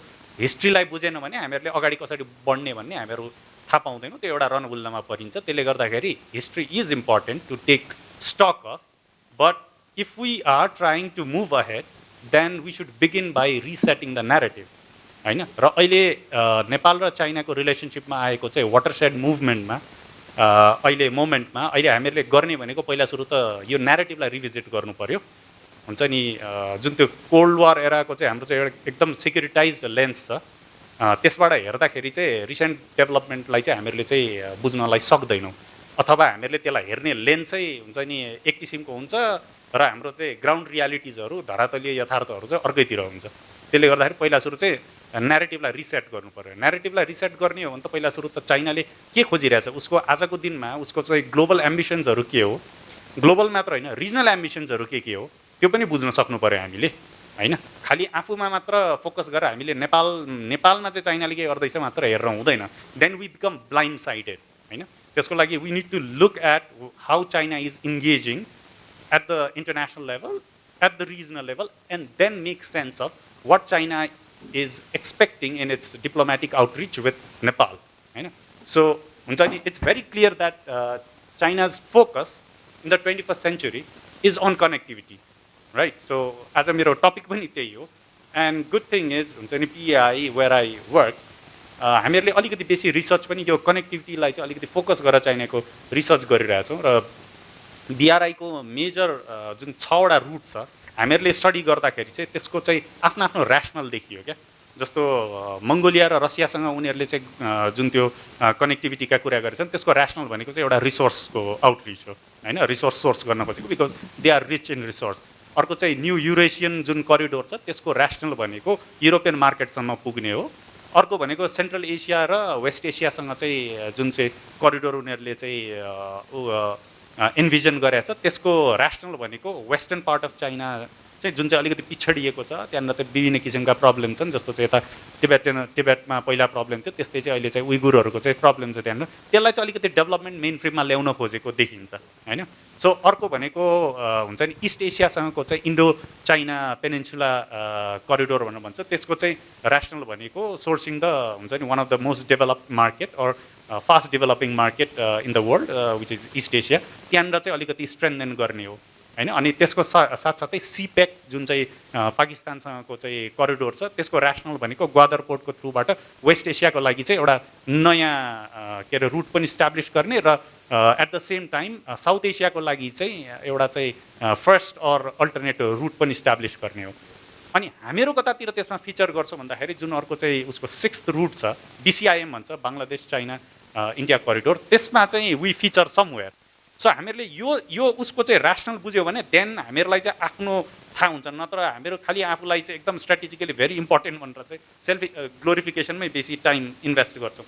So when we discuss about this, चाइनाले अब हामीहरूसँग यो BCIMमा चाहिँ गर्न खोजेको मल्टिडाइमेन्सनल कनेक्टिभिटी भनेको के हो त भनेर भन्दाखेरि उसले चाहिँ फर्स्ट एन्ड फरमोस्ट त हुन्छ नि हाम्रो इच्छा पनि जान्न खोजेको होइन। हामीहरूले त 1970s देखि नै चाहिँ हुन्छ नि एउटा हुन्छ नि चाइना इन्डियासँगको चाहिँ ब्यालेन्सको लागि चाहिँ उतातिर एउटा चाहिँ ट्रेड रुट इस्टाब्लिस गर्नको लागि अर्नीको हाइवे खोल्यौँ होइन। तर for various geopolitical reason or geological reason त्यो चाहिँ मटेरियलाइज हुन सकेन। आई वाज रिडिङ त्यो स्याम कोवनको एउटा चाहिँ लङ आर्टिकल छ रेकर्डमा, जहाँ उहाँले के रिभिल गर्नुभएको थियो भन्दाखेरि हिस्टोरिकल डकुमेन्ट, दिनेशजीलाई थाहा होला कि राजा महेन्द्रले पहिला चाइनाले पहिला प्रपोज गर्दाखेरि चाहिँ रसुवागढीमा चाहिँ उसको फोकस थियो, तर राजा महेन्द्रले चाहिँ होइन हामीहरूलाई चाहिँ यता कोदारीबाट चाहिँ हुन्छ नि we want this highway to materialise भनेर उसले त्यहाँनिरबाट चाहिँ इन्सिस्ट गरेकोले गर्दाखेरि त्यतातिरबाट आएको। So geographical reason, seismological reason अहिले त्यो त्यति अपरेसनल छैन। नेभरदेलेस इट्स वान इम्पोर्टेन्ट, तर मेन अहिलेको फिजिकल कनेक्टिभिटीमा इम्पोर्टेन्ट भनेको रसुवागढी नै हो, किन भन्दाखेरि चाइनाले त्यसलाई चाहिँ हुन्छ नि इन्टरनेसनल कनेक्टिभिटी ल्याउनको लागि चाहिँ एउटा चाहिँ इन्टरनेसनल पोइन्टको रूपमा चाहिँ उसलाई चाहिँ डेभलप गर्न खोज्दैछ। त्यो गेटवे साउथ एसिया नै भन्ने डिक्लेयर गरिन्छ उनीहरूले। एक्ज्याक्टली, त्यसको लागि चाहिँ उसले हुन्छ नि त्यही कारणले हुन्छ नि आफैले हुन्छ नि नेपालको रिक्वेस्टमा चाहिँ आफैले इन्भेस्ट गरेर चाहिँ त्यसमा चाहिँ फिजिबिलिटी एउटा रेलवेको लागि पनि स्टडी गर्ने भनेको कारणै त्यही हो। किन भन्दाखेरि हुन्छ नि फर्स्ट एन्ड फरमोस्ट फोकस भनेको चाहिँ हुन्छ नि रोडवेमा हो, त्यस पछाडि त्यसको अल्टरनेट पोसिबल र फिजिबल देखियो भने रेलवे डेभलप गर्ने भनेको जुन चाहिँ हुन्छ नि लिङ्क भएर रसुवागढीबाट चाहिँ अल द वे हुन्छ नि हाम्रो गल्छीसम्मको छ अहिले चाहिँ हेर्दाखेरि। सो त्यो गल्छी भनेको हाम्रो इस्ट वेस्ट हाइवेमा आउँछ एन्ड इनेभिटेबली इन्डियाले चाहिँ जुन इन्भिजन गरेको काठमाडौँसँग ल्याउने रेलवे छ त्यसमा जोडियो भने अटोमेटिकली हुन्छ नि भोलि गएर चाइना र इन्डियाको चाहिँ हुन्छ नि जियोपोलिटिकल रिलेसन्सहरू चाहिँ अलिकति इम्प्रुभ भए, आजको भन्दा अझ बेटर भयो भने त्यो कनेक्टिभिटी चाहिँ मटेरियलाइज हुन्छ, त्यो BCIMको कनेक्टिभिटी त्यस पछाडि मटेरियलाइज हुने हो।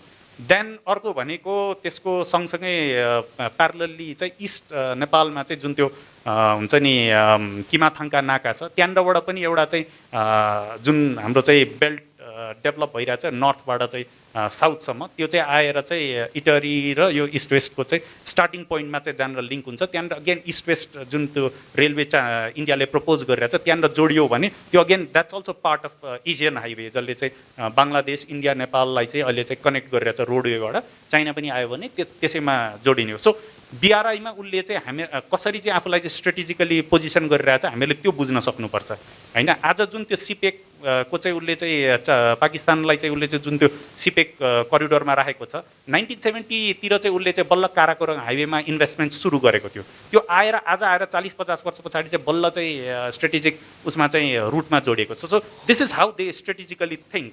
सो भने पछाडि हामीहरूले अब जस्ट हुन्छ नि यो कनेक्टिभिटीको कुरा गरिसके पछाडि अब हामीहरूले एरियल कनेक्टिभिटीको अघि नै कुरा गरिहाल्नु भयो होइन। आज मैले एकजना टुर अपरेटरसँग कुरा गर्दाखेरि 2.7 लाख तिर्नु पर्दो रहेछ चाइनाको वान वे टिकटको लागि, एरियल कनेक्टिभिटीको के कुरा गर्ने होइन। अब हुन त इन्टरनेसनल फ्याक्टर्सहरू पनि छन्, तर हामीहरूले 3वटा चाहिँ इन्टरनेसनल एयरपोर्ट बनाइसकेका छौँ and if we are targeting Chinese tourist then probably we need to do better in terms of how we are looking at aerial connectivity. तेस्रो भनेको एउटा फिजिकल कनेक्टिभिटीको कुरा गऱ्यो, एरियल कनेक्टिभिटी कुरा गऱ्यो। थर्ड भनेको चाहिँ साइबर कनेक्टिभिटी हो। हुन्छ नि हिजो अस्तिसम्म चाहिँ इन्डियाको चाहिँ मोनोपोली थियो हाम्रो चाहिँ आइएसपी मार्केटमा आज चाहिँ हुन्छ नि हामीले चाहिँ त्यो अप्टिकल फाइबर बिछाइसके पछाडि हुन्छ नि त्यो मोनोपोली तोडिएको छ जसले गर्दा एउटा चाहिँ एक्स्ट्रा लेभरेज पनि दिएको छ हामीहरूलाई and also in terms of disaster हामी चाहिँ डिजास्टर प्रोन कन्ट्री हो होइन अल्टरनेट हुन्छ नि सिस्टम र हुन्छ नि इन्फ्रास्ट्रक्चर हुनु जरुरी छ त्यो अहिले अपरेसनल भइसक्यो 2018 पछाडि अपरेसनल भएको हो चाइनाबाट रसुवागढीबाट हुँदै जुन चाहिँ अप्टिकल फाइबर बन्यो so that's third connectivity fourth is a grid connectivity र त्यसको चाहिँ सबैभन्दा इम्पोर्टेन्ट र मोस्ट सर्ट आफ्टर छ होइन हिजो अस्तिसम्म चाहिँ चाइनाले चाहिँ यहाँको पावर मार्केटमा मात्र अलिकति चाहिँ इन्भेस्ट गर्न खोज्यो हाइड्रो पावरमा अहिले मटेरियलाइज भएको भनेको खालि अप्पर त्रिशुली मात्र हो उसले गरेको डेभलप गरेको हुन्छ नि लाइसेन्स लिएर चाहिँ वेस्ट सेतीमा पनि ट्राई गरेको हो बुढी गण्डकीमा पनि फ्लिटिङ इन्ट्रेस्ट थियो but the reason it was not materialize was geopolitics त्यसमा हामीले हुन्छ नि कुनै हुन्छ नि सँगै गर्नु पर्दैन तर what China has also realised is हुन्छ नि जसरी इन्डियाले चाहिँ ग्रिड कनेक्टिभिटीमा चाहिँ जोड दिएर अनि बल्ल ट्रेडिङको कुरा गरेको छ अनि त्यस पछाडि एग्रेसिभली हुन्छ नि एनर्जी मार्केटमा इन्भेस्ट गर्दैछ त्यसै गरी in future probably we will see त्यो रातामाटीबाट चाहिँ जुन अहिले चाहिँ रसुवागढीसम्म चाहिँ बन्ने चाहिँ ट्रान्समिसन लाइनको फिजिबिलिटी स्टडी अस्ति भर्खर चाहिँ एउटा कुरा भएको छ त्यो मटेरियलाइज भइसके पछाडि probably you will see more assertive or open हुन्छ नि चाइनिज इन्भेस्टमेन्ट इन हुन्छ नि एनर्जी मार्केट अहिलेसम्म खालि हल्ला बेसी छ इन्भेस्टमेन्ट खासै आएको छैन होइन अब अहिले इन्भेस्टमेन्टको कुरा गर्दाखेरि हामीले चाहिँ खालि यो ओडिएको मात्र कुरा गर्छौँ जबकि हामीहरू ओडिएमा पनि हुन्छ नि ग्रान्टबाट अगाडि बढेर कन्सेसनल लोनमा गइसक्यौँ अघि अनिलजीले भनिहाल्नु भयो होइन कन्सेसनल लोनमा पनि हुन्छ नि नेगोसिएसनमा कुराहरू हाम्रो मिल्दैन कारण के भन्दाखेरि उनीहरूको अलिकति एक्सपेन्सिभ छ हामीहरूलाई त्यो चित्त बुझ्दैन सो त्यो त नेगोसिएसनको कुरो हो सो एउटा हामीलाई अलिकति हुन्छ नि अलिकति ब्राइट स्पट भनेको चाइनिज एफडिआईमा छ होइन चाइनिज एफडिआई प्रोबेबली हुन्छ नि मसँग यहाँ अलिकति नम्बर छ but I won't go into number because नम्बरले चाहिँ त्यो फ्लोलाई गर्छ इन एसेन्सियल्ली एफडिआई लास्ट 5 इयर्समा चाहिँ चाइनिज एफडिआई नेपालमा आएको हेर्ने हो भने त्यसको चाहिँ लगभग 50% चाहिँ पावरमा छ होइन लास्ट 5 इयर्स होइन 2008 पछाडिको कुरा भन्नुहोस् न लास्ट 10-15 इयर्समा सो पावरमा छ बेसी फोकस होइन अब त्यसमा चाहिँ 1-2वटा उ थियो त्यो चाहिँ कमिटमेन्ट थियो होइन अब अहिले त्यो हुन्छ नि वेस्ट सेती र बुढी गण्डकीको उसको चाहिँ हटाइदिने हो भने त्यो अलिकति कम हुन्छ तर स्टिल हुन्छ नि चाइनिजहरूको चाहिँ पावरमा चाहिँ एफडिआईमा इन्ट्रेस्ट एकदमै ठुलो छ होइन अब हामीहरूले त्यसलाई चाहिँ इन्टरनल्ली चाहिँ हाम्रो चाहिँ माहौल बनाउन सक्नुपर्छ हाम्रो आफ्नो पनि यहाँनिर चाहिँ अनबन्डलिङका कुराहरू दुनियाँ छ नि it's a technical thing that I don't want to go into but यत्रो धेरै कनेक्टिभिटीको कुरा गरिसकेपछि what does it mean for us होइन हामीहरू जहिले पनि हुन्छ नि डोनरको इन्ट्रेस्टको कुरा गर्छौँ डोनरको पर्सपेक्टिभबाट कुरा गर्छौँ हामीहरू आइआर अब्जर्भरहरू छौँ यहाँनिर धेरै जसो प्यानलमा होइन वी नो द्याट हुन्छ नि डोनर इन्ट्रेस्ट अर पावरफुल कन्ट्रीको interest is given in international relations we can't shy away from it especially not in 21st century हुन्छ नि आइआर होइन तर हुन्छ नि इन्क्रिजिङली कम्प्लिकेटेड र कम्पिटिटिभ एड ल्यान्डस्केपमा हामीहरूले आफूलाई कसरी पोजिसन गर्ने भन्ने चाहिँ मोर इम्पोर्टेन्ट हो अघि अवासनाजीले पनि त्यसमा चाहिँ भनिरहनु भएको छ हाम्रो आफ्नो कोर इन्ट्रेस्ट के हो हामीले चाहिँ अपफ्रन्ट भन्न सक्नु पऱ्यो जस्तो अघि अनिलजीले भन्नुभयो होइन चाइनाको चाहिँ वुल्फ वार स्टाइलको डिप्लोमेसी हुन्छ उनीहरूले आफ्नो कुरा अगाडि एकदम अपफ्रन्ट भन्छ होइन म त्यसको जियोपोलिटिक्समा जान्न तर एटलिस्ट आफ्नो कोर इन्ट्रेस्ट हामीले पनि एसर्ट गर्न सक्नु पऱ्यो नेगोसिएसन टेबलमा अब चाहिँ रिसिपिएन्ट पर्सपेक्टिभलाई पनि नेगोसिएसनमा चाहिँ अलिकति कसरी राख्ने भन्ने हाम्रो आफ्नो पनि कुरा हो किन भन्दाखेरि कम्पिटिटिभ एड ल्यान्डस्केप हुनुको हामीलाई एउटा फाइदा के छ भन्दाखेरि त्यहाँनिर चाहिँ केही हदसम्म हुन्छ नि डोनर कन्ट्रीहरू पनि अलिकति रिसेप्टिभ हुन्छन् हाम्रो इन्ट्रेस्टमा किन भन्दा उनीहरू पनि आफूहरूको बिच कम्पिट भइरहेको हुन्छ होइन त्यसले गर्दाखेरि दिस इज एन अपर्च्युनिटी अघि पनि अगाडिको प्यानलमा एकजनाले भनिरहनु थियो मैले बिर्से कसले भन्नुभयो के हुन्छ नि च्यालेन्जेस त आउँछ अहिलेको जियोपोलिटिकल च्यालेन्जले गर्दाखेरि हामीहरूलाई च्यालेन्ज पनि थपिएको छ सानो मुलुकको तर अनप्रेसिडेन्टेड अपर्च्युनिटी छ हामीले त्यसलाई कसरी ट्याप गर्ने द्याट इज हुन्छ नि हाम्रो आफूमा डिपेन्डेन्ट छ so I think we should focus more of our public discourse around that as well as policy discourse around it thank you I will stop that म एक दुईवटा उहाँले उठाएको केही क्वेसनहरू अलि पब्लिकमा पनि यो कुराहरू आएको कारणले म दुईवटा तपाईँलाई एउटा दुईवटा क्वेसनहरू सोध्छु त्यसपछि म सिधै क्युएनएमा जान्छु बेसिकली तपाईँले जुन उठाउनुभयो बिसिआइएम मलाई लाग्छ बिसिआईमा केही प्रब्लम छ अलिकति बिसिआइएम करिडोरमा केही समस्या देखे मलाई लाग्छ त्यो केही समस्या छ जस्तो लाग्छ त्यहाँ मलाई लाग्छ इन्डियाले गर्दा द्याट इज नट गोइङ अर्को कुरा चाइनाको पनि जुन यो नेपालमा जुन सिङ्गासे पश्चिम वेस्टर्न बोर्डरमा जुन चाइनाको रेलवेको नेटवर्क हो त्यो रेलवेको नेटवर्कमा एउटा चाइनाले वाज दे आर थिङ्किङ अब तपाईँले बेसिकली के भने उनीहरूले रेलवेको फिजिबिलिटी स्टडी पनि तपाईँको डिले गर्नुको कारण के छ भने एउटा त्यहाँ चाइनाले जुन सिङ्गासेबाट नेपालतिर ल्याउने जुन रुट हो त्यहाँ बिचमा एउटा आली भन्ने ठाउँ छ ओके त्यो अब अहिले चाइनिजहरूको र तिब्बतियन त्यहाँको तिब्बत सरकारको फोकस के छ भने नेपालमा लाने कि मानसरोवरतिर लाने सिधा हो त्यहाँभित्र पनि डिबेट छ वास्तवमा सायद चाइनाले र त्यस कारण तपाईँले याद गर्नुभयो भने अहिले चाइनिजहरूले बेसिकली यो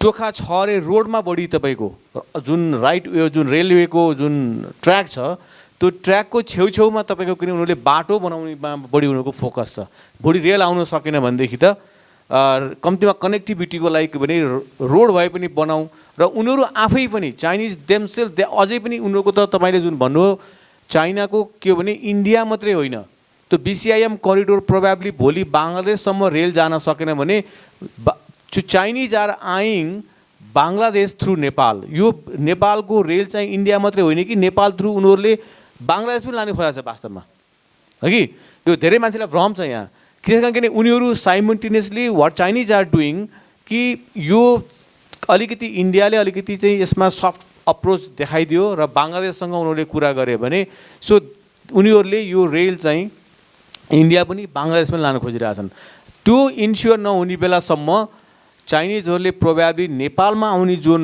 रेलको जुन तपाईँको लाइन हो त्यसलाई रिरुट गरेर आलीबाट Ali something 200 kilometre west from this Kerung सिङ्गासेबाट यता र त्यहाँबाट सिधै उनीहरूले चाहिँ नर्थतिर लिएर गएर मानसरोवर किनकि मानसरोवर इज अब अहिले नेपालमा रेल ल्यायो भने त पैसा आउँछ आउँदैन थाहा छैन उड्दैन चाइनिज दे आर बिजनेस तर मानसरोवरमा त इन्डियाको त तपाईँको मिलियन्स अफ टुरिस्ट जान्छ that is a big business for तपाईँको Chinese so probably Chinese the policy makers the planners they are planning to divert Nepal आउने रेललाई उतातिर डाइभर्ट गर्न पनि लागेको छ भन्ने कुरा नि आइरहेछ हामीले विभिन्न गभर्मेन्टको मान्छेहरूसँग कुरा गर्दाखेरि त्यसकारण थोरै ढिला तपाईँले भन्नुभयो डेफिनेटली हामीले जुन प्रस्ताव गरेको छ नर्थ साउथ कोरिडोरको कुराहरू यो र त्यही हो हामीले अघि नै भन्यौँ इन्स्टिट्युसन बलियो भएदेखि नेगोसिएसन गर्न पनि तपाईँको धेरै सजिलो हुन्छ र बलियो आफ्नो हिसाबले हाम्रो रिक्वायरमेन्ट के हो त्यो अनुसार हामी आफूलाई प्रस्तुत पनि गर्न सक्छौँ थ्याङ्क यू अनुरागजी र हजुर म तपाईँलाई 30 सेकेन्डमा त्यसको अलिकति एउटा रेस्पोन्स चाहिँ गर्नै पर्छ किन भन्दाखेरि यत्रो भनिसके पछाडि होइन हामीहरूले जुन अब हाम्रो आइआरमा चाहिँ एउटा चाहिँ साउथ एसियामा हामीहरूले एउटा चाहिँ वाटरसेड मोमेन्टै देखिरहेको छौँ होइन कि हुन्छ नि जसरी चाहिँ हाम्रो सेक्युरिटी फर्स्ट भन्ने चाहिँ लेन्स थियो त्यो कोल्ड वारको चाहिँ अब चाहिँ इकोनोमी फर्स्ट भन्नेमा हामीहरू गइसकेका छौँ किन भन्दा हामीहरू सबै चाहिँ इन्फ्रास्ट्रक्चर ग्याप भएका कन्ट्रीहरू छौँ यहाँनिर होइन सो हामीहरू चाहिँ अब इकोनोमी फर्स्ट भनिसके पछाडि हामीहरूले अब आफ्नो सिक्युरिटी भर्सेस हुन्छ नि इकोनोमीलाई चाहिँ वे गर्न थालिसकेको छौँ त्यो तपाईँले हेर्नुहुन्छ भने इन्डियाको पोजिसनमा सबभन्दा राम्रोसँग रिफ्लेक्ट हुन्छ इन्डियाको चाहिँ एनर्जीमा पोजिसन उसको चाहिँ अस्तिसम्म के भन्थ्यो भन्दाखेरि energy is a security product भन्थ्यो होइन र हुन्छ नि 2 वर्ष अगाडिसम्म पनि मेरो विचारमा कोभिडको बेलामा एउटा चाहिँ हाम्रो डिस्कसन भएको थियो त्यहाँनिर एकजना फेलो प्यानलिस्टले चाहिँ एकदम ग्रिम ऊ चाहिँ पोर्ट्रे गर्नुभएको थियो हिज अ हुन्छ नि एनर्जी एक्सपर्ट सो उहाँले चाहिँ आफ्नो एनर्जी उसबाट पर्सपेक्टिभबाट चाहिँ एकदमै ग्रिम प्रस्पेक्ट छ इन्डियासँग चाहिँ हामीहरू चाहिँ ट्रेड गर्न एकदम गाह्रो छ एनर्जी अहिलेको अवस्थाले भन्नुभयो तर आजको हुन्छ नि फास्ट फरवर्ड 2 इयर्स आजको हेर्दाखेरि चाहिँ इन्डियाले कति सजिलै र कति छिटै त्यो पोजिसन चेन्ज गर्यो भन्दाखेरि यही हो तपाईँको इन्टरनेसनल रिलेसन्स भनेको कति चाँडो चाहिँ हुन्छ नि चेन्ज हुन्छ क्या त्यसले गर्दाखेरि त्यो अपर्च्युनिटी आउँछ होइन आज चाहिँ त्यो हुन्छ नि रेलवे नआउनुको कारण त अब PRI आफै पनि एउटा स्ट्रेटेजिक पजमा छ रिथिङ्कमा छ होइन प्लस सेस्मिक प्रब्लम्सहरू छ कन्सिडरेसन्सहरू छ र त्यसलाई चाहिँ भायबल कसरी बनाउने जबसम्म इन्डियाले अग्री गर्दैन त्यो रेलवे भायबल हुँदैन कमर्सियली त्यो कुराहरू छन् तर त्यसको बियोन्ड हेर्ने हो भने अघि अनिलजीले भनेको एउटा कुरा एकदम ठिक हो कि हुन्छ नि रसुवागढीको चाहिँ जुन त्यो उसलाई छ त्यसलाई अल वेदर बनाउनुको लागि चाइनाले चाहिँ 16 किलोमिटर आफैले बनाइदिन्छु भनेर बसिरहेको छ किनभने सबभन्दा च्यालेन्जिङै त्यही पार्ट छ होइन स्याफ्रोबेसीसम्मको रसुवागढीदेखि त्यो चाहिँ च्यालेन्जिङ पार्ट उसले बनाइसके पछाडि चाहिँ टोखासम्म अथवा यता गल्छीसम्म चाहिँ हामीहरूले चाहिँ आफैले चाहिँ बनाउन सक्यौँ भने त्यसले चाहिँ एउटा अनप्रेसिडेन्टेड अपर्च्युनिटी चाहिँ खोल्छ है हामीलाई थ्याङ्क यू हाम्रो डिस्टिङ्ग्विस प्यानलिस्टहरूको म मोडरेटर आफैको पनि तपाईँहरूले कुरा सुनिसक्नुभयो अब तपाईँहरूले चाहिँ एकदमै पर्सन स्पेसिफिक तपाईँको क्वेसन सोध्न सक्नुहुन्छ हाम्रो प्यानलिस्टहरूलाई मलाई पनि सोध्न सक्नुहुन्छ र एकदमै छोटो मिठो हगि र तपाईँको एकदमै डिरेक्ट क्वेसन है त यहाँ प्यानल डिस्कसनमा चाइनिज प्रोएक्टिभको कुरा आयो। प्यानलको फेसिलिटेटर अनिल गिरीले त एग्रेसिभ भन्नुभयो है। अनि मलाई त के लाग्यो भनेदेखि यो कुरो एग्रेसिभै हो भनेदेखि चाहिँ डिप्लोमेटिक नर्मभित्र पऱ्यो कि परेन यो व्यवहार, चाइनिज व्यवहार। म दुईजना प्यानलिस्ट डाक्टर भट्टराई र डाक्टर पाण्डेलाई यो सोध्न चाहन्छु। र अर्को मेरो मुख्य कुरो चाहिँ के छ भनेदेखि चाहिँ यो प्यानल डिस्कसनको शीर्षक नै recent development in Nepal China relations. अब हिजो आजको अवस्थामा नेपाल चीनको सीमा व्यवस्था, मलाई चाहिँ अब नेपाल चीन सीमा व्यवस्थापनको बारेमा नै सोध्न मन लाग्यो कि अब चीनले तातो पानी नाका र रसुवा गढीको जुन नाका छ, मन लागे खोल्छ, मन नलागे खोल्दैन। नेपाल रोइ कराई गर्यो भने 1 हप्ताको लागि खोल्छ, खालि बन्दको बन्द। यो के व्यवस्था हो? के यो डिस्क्रेसनरी सिस्टम हो? चीनको स्वविवेकीय पद्धति हो कि होइन भन्ने मलाई लाग्यो र यहाँहरूलाई मैले प्रश्न गर्न खोजेको मैले अघि। अब एक्जाम्पल चाहिँ के छ भने नेपाली व्यापारीले चीनबाट ल्याएको सयौं दसैँको रोकियो। नेपाली व्यापारी रोइ कराई गरे, हाम्रो सरकारले पनि रोइ कराई गर्दाखेरि उसले छोड्यो यो होइन। रोइ कराई नगरेको त भए त छोडे थिएन होइन नि, होला नि अघि। त्यस कारणले मैले अध्ययन गरेअनुसार उनीहरूले चाहिँ किन यस्तो गर्दैछ भनेदेखि चाहिँ कोभिड-19 का कारणले यो गरिएको हो भनेर चीनको भनाइ जस्तो लाग्यो। म यहाँहरू दुईजना प्यानलिस्टलाई के सोध्न चाहन्छु भने वास्तवमा यो कोभिड-19ले नै यो नेपाल र चाइनाको बोर्डर म्यानेजमेन्ट चाहिँ डिस्क्रेसनरी सिस्टम अपनाएको हो या होइन? यसको पछाडि अन्य केही डिप्लोमेटिक कुराहरू छन् कि भनेर यहाँहरूलाई खोजेको एउटा कुरा। अब दुवैजना प्यानलिस्टलाई चाहिँ अब नेपाल र चीनको सीमा अङ्कन है, बोर्डर डिमार्केसन, मैले पहिले बोर्डर म्यानेजमेन्टको कुरा गरेँ, अहिले डिमार्केसनको कुरा गर्दाखेरि Nepal China joint boundary committee, technical committee सन् 2012 सम्म चलेको थियो। चौथो प्रोटोकल, बाउन्ड्री प्रोटोकल रिन्यू गर्नलाई सन् 12 देखि अहिलेसम्म त्यो रोकिएको छ, मूर्छित अवस्थामा छ अघि। त्यो मूर्छित अवस्थामा भएको Nepal China joint technical boundary कमिटीलाई बिउताउनको निमित्त चाहिँ नेपाल सरकारले धेरै प्रयत्न गर्यो। हाम्रो परराष्ट्र मन्त्री केही अघि चीन जानुभएको थियो, यो कुरा भयो। चीनले अब गर्ने भनेर भन्छ अघि। र मैले जान्न खोजेको चाहिँ यो मूर्छित अवस्थामा रहेको 12-10 वर्ष जति भइसकेको मूर्छित अवस्थामा रहेको यो Nepal India joint technical boundary कमिटीको बैठक अब होला कि नहोला, हुन्छ भने कहिले होला? यहाँहरू दुईजना प्यानलिस्टको अनुमान के छ? मेरो अर्को प्रश्न अनुराग आचार्यलाई, उहाँले बिआरआईको कुरा गर्नुभयो, धेरै राम्रो कुरा गर्नुभयो अघि।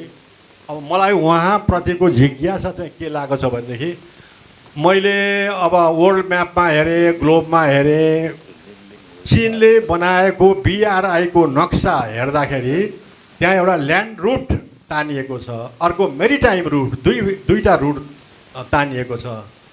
मेरिटाइम रुट त नेपालमा जोडिने कुरै भएन, किनभने हामी समुद्रसँग जोडिएका छैनौँ।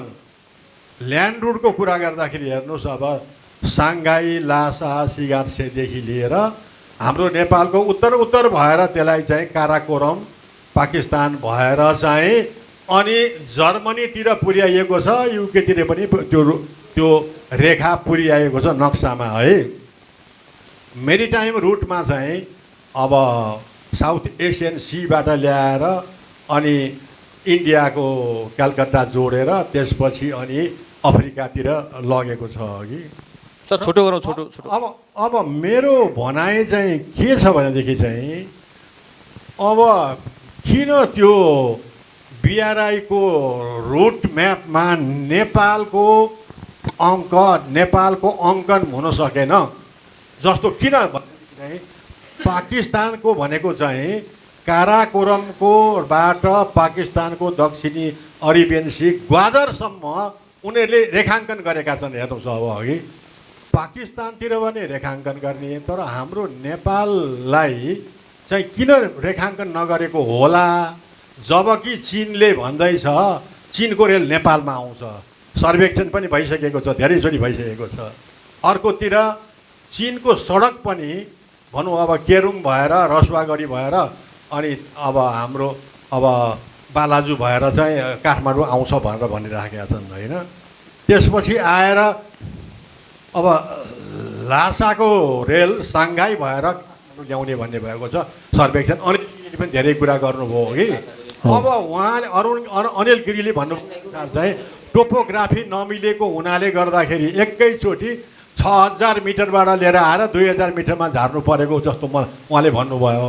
तर म के यहाँ हाइलाइट गर्न चाहन्छु भने चिनले अब रोड कन्स्ट्रक्सन प्रोजेक्ट अथवा रेलवे लाइन कन्स्ट्रक्सन प्रोजेक्ट चाहिँ टनेल सिस्टम उसले धेरै अपनाएको छ। हेर्नुहोस् अब टनेल सिस्टमबाट त ल्याउनु पर्ने हो नि अब यहाँ जतिसुकै भए पनि, तर चिनले किन आनाकानी गरिरहेको छ? रेल चिनको रेल नेपालमा किन आउनलाई यत्रो आनाकानी गरिराखेको छ? र सडक पनि अब केरुङबाट आएको सडक रसुवागढी भएर काठमाडौँमा आउने सर पनि आउने भन्छ। सर के कारणले होला?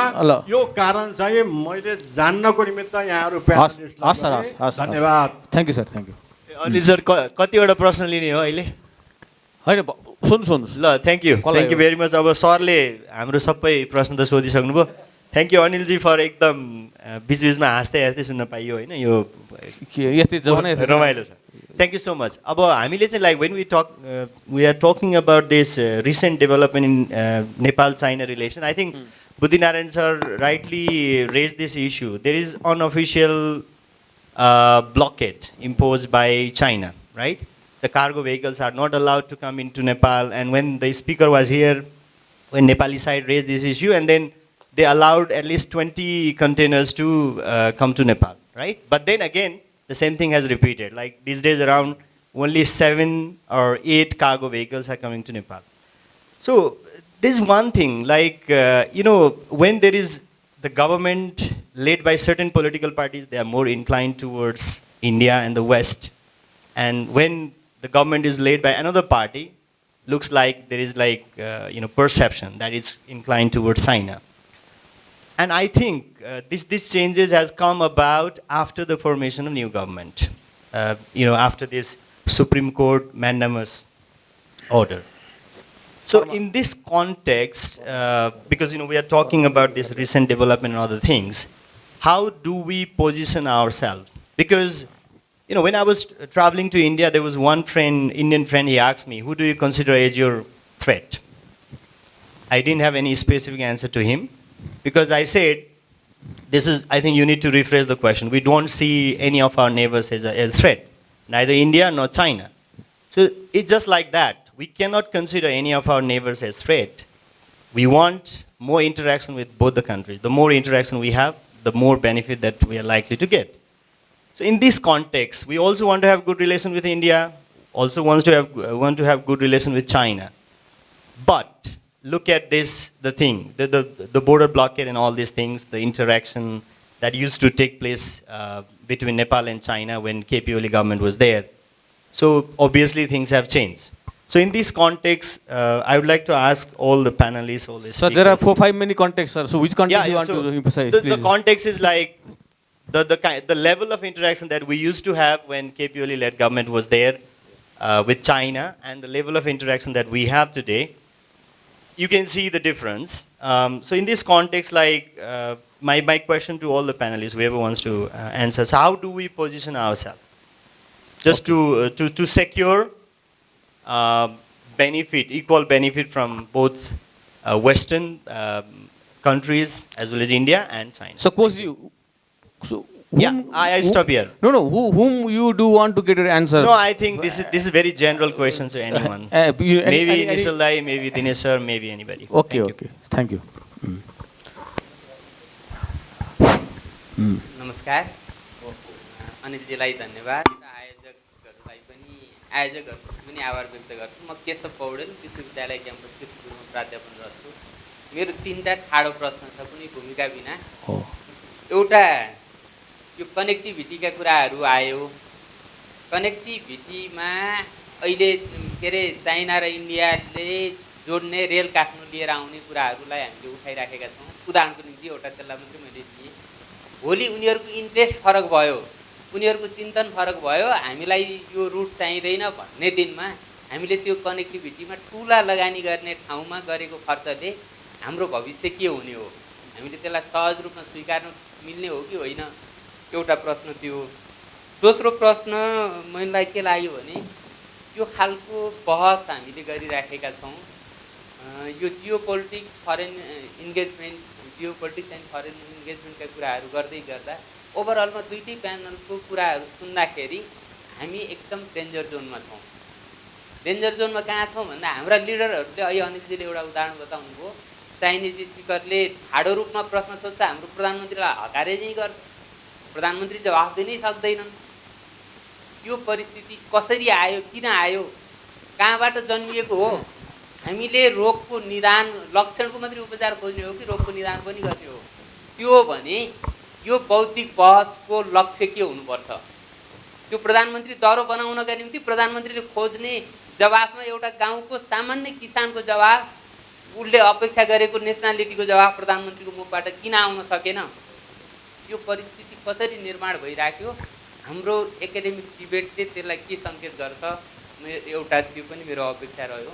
अर्को मेरो अपेक्षा, हामी करिब 50 जना जति, 50-55 जना सबै आफ्नो क्षेत्रमा अब्बल मान्छेहरूको उपस्थितिमा यी कुराहरू गर्दैछौँ।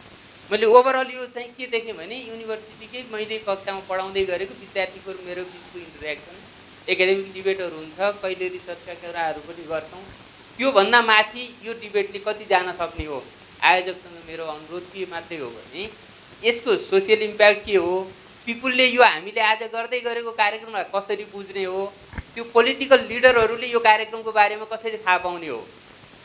उनीहरूलाई पनि सँगै राखेर हामीले हकार्न सक्ने हैसियत हामी बुद्धिजीवीहरूले यहाँ एउटा मन्त्रीलाई, एउटा पार्टीको नेतालाई जो पोलिसी इम्प्लिमेन्टमा छ त्यसलाई लिएर आएर हकार्न सक्ने हैसियत हामी बुद्धिजीवीले बनाउन सकेका छौँ कि छैनौँ? बनाउनु पर्छ कि पर्दैन? मेरो यो 3टा क्वेरी है। होइन, यो दाइको म एउटा बिचको मलाई सुन्नुभयो। हाम्रो चाहिँ नियति नै यो बेला थर्काइ खाने हो। कहिले जयशङ्करको थर्काइ खाने, कहिले डोनाल्ड लुको खाने, कहिले तिनीहरूको खाने, त्यो छोडिदिनु। मैले तपाईँलाई 3टा कन्टेस्ट भने हाम्रा नेताहरूले 3टा पब्लिकली 3टा मान्छेको संविधान जारी हुनुभन्दा पहिला जयशङ्करले थर्काएको सबैलाई थाहा छ हो। अनि बिचमा एमसिसी पास हुँदा डोनाल्ड लुले थर्काएकै हो, थरथर काँपेकै हुन्, लुगलु कामेकै हुन् लुले थर्काउँदाखेरि। अब अहिले अस्ति लियो कि के भन्ने आउनुभएको थियो, उहाँले पनि थर्काउ। हाम्रो नियति नै त्यही हो। अझै तपाईँको बाहिर नआएका, समाचारमा नआएका, पत्रिकामा नआएका, पब्लिक डिबेटमा नआएका थर्काइ त कति भेट्यो होला नि भित्र? होइन, ठिक हो।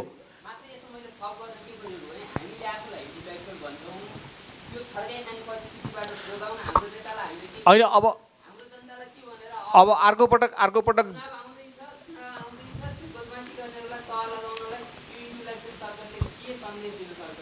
अहिले यदि छिटो त नलाग्ला दाइ होइन।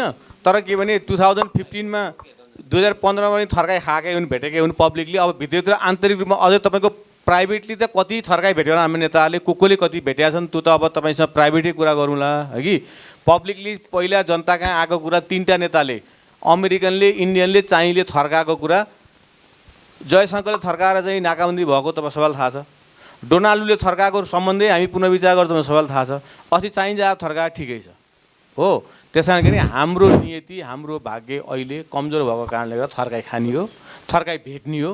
किनकि हामी बलियो नभएपछि अर्काले ठोकिराख्छन्, गोदिराख्छन्, आफू चाहिँ सही राख्ने हो है। र यो चुनावपछि अहिले निश्चल सर पनि भने चुनावपछि केही न केही एउटा गुजारा खोज्नुपर्छ हामीले थर्काइ गर्नलाई। र अब यो चाहिँ के भने अर्को प्रश्नको कुरा के भने विजय कुमार किन यो उहाँको संस्थाको आयोजना हो, हामी त हेर्नुहोस् यहाँ बसेर हाम्रो जिम्मेवारी छैन यसमा। तपाईँ विजय म छु है लाइनमा।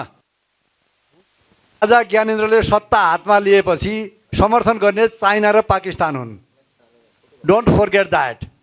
चाइनाले नेपालमा बलियो पार्टनर खोजिराखेको छ। नेपालको संविधानमा कुनै पनि पार्टी बलियो हुने अवस्थामा छैन। नेपालमा सत्तामा एकै पार्टीको हालिमुहाली हुने अवस्था अहिलेको संविधानमा 601 ले बनाएको छैन। त्यसकारण नेपालको राजनीति जतिसम्म फ्रेजाइल हुन्छ, कमजोर हुन्छ, सबैले यो माथि आफ्नो इन्ट्रेस्टको बल खेल्छन् र हामी कमजोर भएकोमा हामी हाँस्ने होइन। हाम्रो नेता कमजोर भयो भने हामीले रुनुपर्छ। हामीले के भन्छौँ भन्दा शेरबहादुरले मात्र हो के भन्यो चाइनाको प्रतिनिधिलाई, यदि तिमी डोनेसन दिने भयो देऊ, ऋण मलाई चाहिँदैन, डाइरेक्ट भनेन। हाम्रो प्रधानमन्त्रीले सिधै चाइनिजलाई भन्यो BRI अन्तर्गत if you are interested you can give aid, we don't accept any loan. तिम्रो 4% 5% को ऋण हामीलाई चाहिँदैन।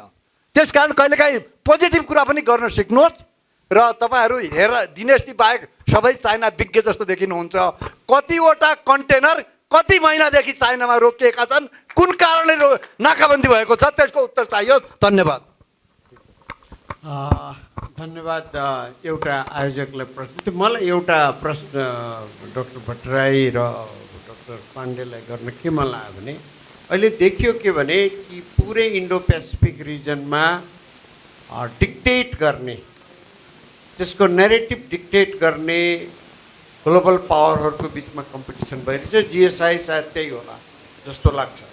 अहिलेसम्मको इन्टरनेसनल अर्डर जुन छ त्यसलाई चाहिँ रिप्लेस गर्ने। तर since we are a democratic country, multiparty system छ, हामी यो स्ट्रेसलाई कसरी रिस्पोन्ड गर्छौँ? GSI, IPS र अरू पनि डिफ्रेन्ट उसलाई यो जुन बढिरहेको स्ट्रेन छ, एउटा त मेरो प्रश्न हो।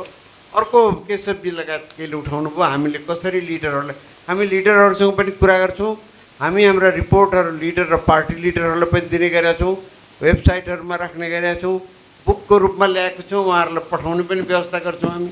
हामी इन्टेलेक्चुअली भनौँ न एउटा डिस्कसन, हामी चाहिँ पोलिटिकल साइन्स इन्टरनेसनल रिलेसन्सको विद्यार्थीहरू हौँ। हामीले हाम्रा कुराहरू पुर्याउने विभिन्न माध्यम, सोसल मिडियादेखि लिएर न्युज पेपरमा हामीले जर्नलिस्टहरूलाई भन्ने गरेका छौँ। यही माध्यम नै हो हामीले चाहिँ के अरे भने जुन माध्यमले चाहिँ यो कुराहरू हामीले पुर्याउने हो। त्यसैले यो कुरो यो अर्को कुरो अनिलजीले मलाई मोडरेसन मात्र गराउनु भयो तैँले भनेर भन्नुभयो, त्यो होइन। अनिलजी you have very good knowledge about the international politics in Nepal. जोकमा भनेको एन्ड द्याट्स वाइ त्यो चाहिँ हामीले त्यो एक्नोलेज गरेको। अनि माइसेल्फ वाज ए मोडरेटर होइन, तपाईँले देखिहाल्नुभयो, म आफै पनि मोडरेसन गरेँ आज। त्यसैले this is very important things to ask questions to others and get answer in instigating them. त्यो दोस्रो कुरो हो। अर्को डाक्टर पाण्डेले तपाईँले भन्नुभयो कि चाइनासँगको रिलेसन, हामी रिसेन्ट उसमा मात्र डेभलप गरेको हुनाले हामी एन्सेन्ट हामीलाई थाहा छ historically we have a long history of अर्निकोदेखि लिएर भ्रिकुटी धेरै कुराहरू छन्। And it's but we are talking about the recent development, recent politics, and that's why we mention that's all. Thank you.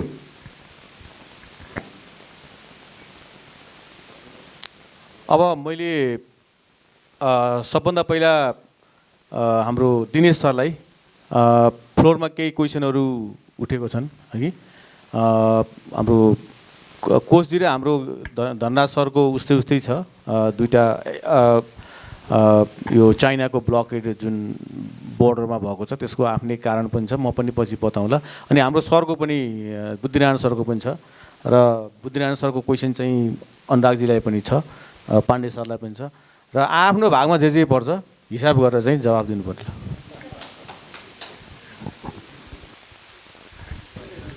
सोधु के भनेर क्वेसन लास्ट ल हुन्छ ल go on please go on please ल।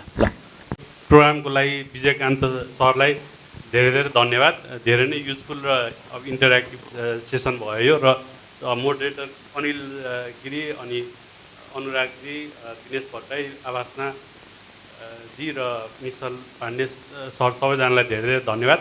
के भन्दाखेरि अब हामीले यो जियोपोलिटिक्स एन्ड फरेन इन्गेजमेन्ट भनेर जुन यो डिस्कस गरिरहेको थियौँ, अब यो नेपाल त यस्तो यस्तो जस्तो सिचुएसनमा छ नेपाल इन्डिया र चाइनाको बिचमा र अब फरेन इन्गेजमेन्ट पनि नेपालमा अहिले धेरै नै भइरहेको छ। अब पहिला त खालि इन्डिया मात्र नेपालको जुन पनि रिलेसनमा पोलिटिकल इकोनोमिक अब सोसल जे रिलेसनमा हाम्रो ओपन बोर्डरको कारणले गर्दा इन्डिया मात्रै हामीलाई जे गर्दा पनि रोटीबेटीदेखि लिएर हरेक सम्बन्ध चाहिँ हाम्रो इन्डियासँग मात्र पुरै डिपेन्ड हुनुपर्ने हाम्रो थियो र अहिले चाहिँ अब यो चेन्ज भइरहेको छ। चाइनातिर अमेरिका पनि आएको छ अनि यसो गर्दाखेरि त अब यसलाई त के अरे पोजिटिभ रूपमा लिनु पऱ्यो। हाम्रो डिस्कसन भइरहेछ अब केही न केही त यो हामीले गरेको डिस्कसनहरू चाहिँ केही न केही त अब नेताहरूका अथवा पार्टीमा गभर्मेन्टमा पुगिहाल्छ।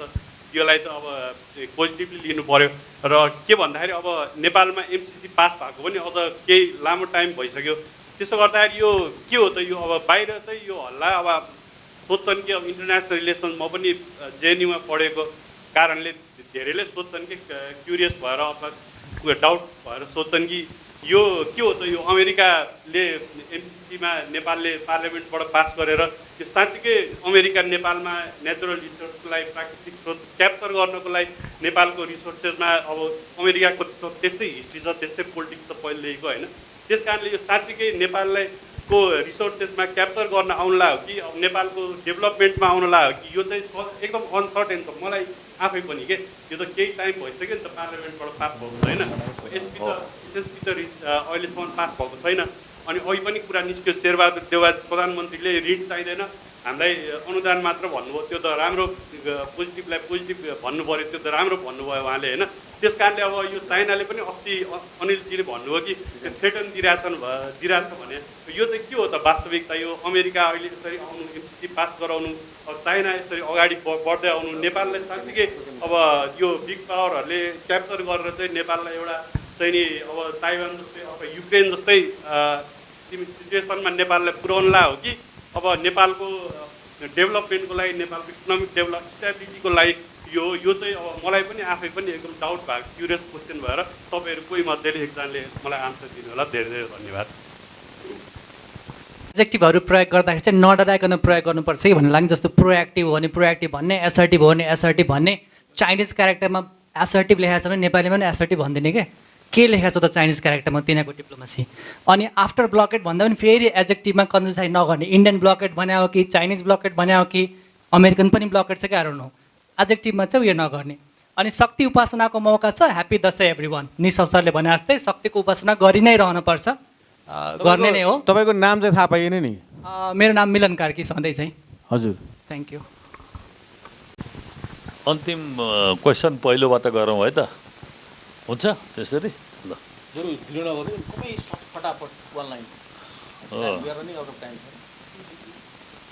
मिलनजी तपाईँले ठिक भन्नुभयो। त्यत्रो चाइनिज पाहुनाहरू आउनुहुन्छ, एउटा इन्टरप्रेटर हुँदैन हाम्रो। हामीले चाहिँ वेस्टर्न बुक्सहरू एडिसनहरू पढेर चाइनाको बारेमा थाहा पाउने हो। हामी नेक्स्ट डोर नेबर हौँ, अब त्यो थाहा छैन त्यो। त्यस कारण चाहिँ तपाईँले भन्नुभएको ठिक हो। मैले कतै पढिरहेको थिएँ के भन्दाखेरि BRI भने belt and road initiative is quite a genuine benign word हो। तर चाहिँ त्यहाँ चाहिँ के छ अरे भने उनीहरूको इन्टरनल डिस्कसनमा स्ट्रेटेजी भनेर चाहिँ यो फाइनल्ली यो स्ट्रेटेजी हो भन्ने चाहिँ कतैतिर पढिरहेको थिएँ। How far it is true अब त्यो ऊ गर्ने छैन। त्यस कारण तपाईँले यो ठुलो ग्याप छ यहाँ, एकदम ठिक भन्नुभयो त्यो। अनि निशेष भाइले चाहिँ भन्नुभयो अब यो के हो भने अहिलेको मूल समस्या नै यही हो भाइ। अब चाहिँ अब हामीले कति बुझेका छौँ कति बुझेका छैनौँ, कति चाहिँ बुझ्न कोसिस गरिरहेछौँ, त्यतातिर चाहिँ जानुपर्छ हामी भने। अब अरू क्वेसनहरूको बारेमा छलफल गर्दाखेरि त्यो आउला। हाम्रो प्रोफेसर कर्णजीले भन्नुभयो आइपिएस र जिएसआईको चाहिँ ऊ हेर्दाखेरि कम्पोनेन्ट्सहरू हेर्दाखेरि comprehensive security, indivisible security, sustainable security. I think I quoted from his 2014 को स्पिचबाट चाइनिजहरूले लङ टर्म भिजन राखेर मात्रै गर्छन्। यो अहिलेको जिएसआई भने is a continuation of 2014 speech हो। ल होइन त्यही त यो चाहिँ यसरी आछ। त्यसैले हामी यस्तो लोकेसनमा छौँ, हाम्रो जस्तो लोकेसनमा भएको कोही मुलुक चाहिँ मेरो ज्ञानको अल्पताले होला, लिमिटेड ज्ञानले होला, कोही पनि छैन। दुवै मुलुक एकदम राइजिङ ग्लोबल पावर, एकदम चाहिँ एस्पायर गर्छन्। त्यसैले हामी चाहिँ एउटालाई मात्रै चाहिँ चित्त बुझाएर हुँदैन, दुवैलाई चित्त बुझाउनु पर्छ।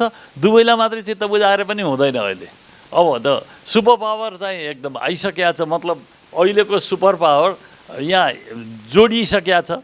त्यसैले अब त्यसै प्यान्डोराज बक्स भन्ने, त्यसै यो गिफ्ट हो कि गिफ्ट कम विथ अल्टिमेटम भन्ने जस्ता कुराहरू अब नेपालले डिसिजन गर्छ, क्याबिनेटले, अनि हाम्रो चाहिँ छिमेकीले चाहिँ कमेन्ट गर्छ। अब त्यो त हाम्रो कुरा हो नि, हामीले त्यसलाई लिन्छौँ लिँदैनौँ भन्ने कुरा। त्यही भएर यो आइपिएस भर्सेस जिएसआई अब त्यो इमर्ज भइरहेको छ।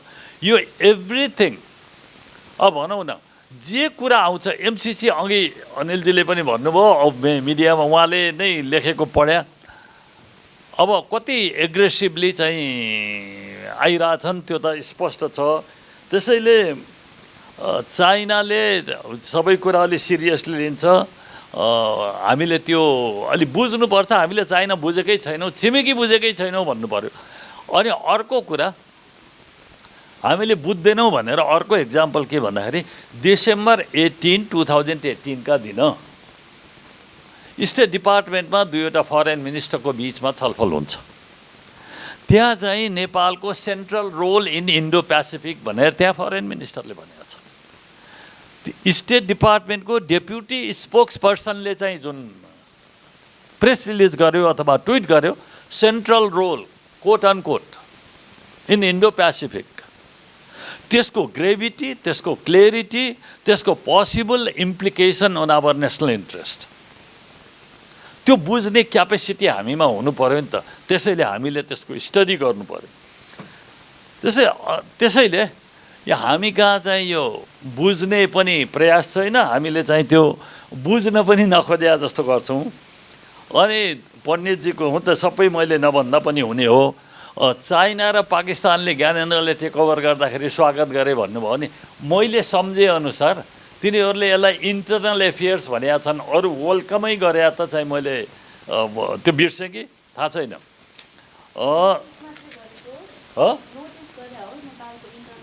इन्टरनल म्याटर भनेको छ। केशव पौडेलजीले भन्नुभयो डेन्जर जोन होइन, यो साँच्चीकै चाहिँ हामी त्यस्तैमा छ। मैले भनिहालेँ नि, दुईवटा यस्तो छिमेकीको बिचमा यो लोकेसन भएको, यो अवस्थिति भएको मुलुक बिरलै होला, छैन। यो सेमिनारको उपादेय त त्यही त अघि मैले हाम्रो चाहिँ प्रोफेसर कर्णजीलाई भनिरहेको थिएँ बाहिर, खै त हामी यस्तो चाहिँ गहन छलफल गरिरहेको छौँ यस्ता इम्पोर्टेन्ट इस्युमा, गभर्मेन्टको मान्छे नै देख्दिनँ भनेर चाहिँ मैले कुरा गरिरहेको थिएँ। म तह लगाउन के गर्ने हो भन्दाखेरि इन्स्टिट्युसन बनाउनु पर्छ। फेलियर अफ इन्स्टिट्युसन जान्छ, स्टेटलाई अर्कैतिर पुर्याउँछ। त्यसैले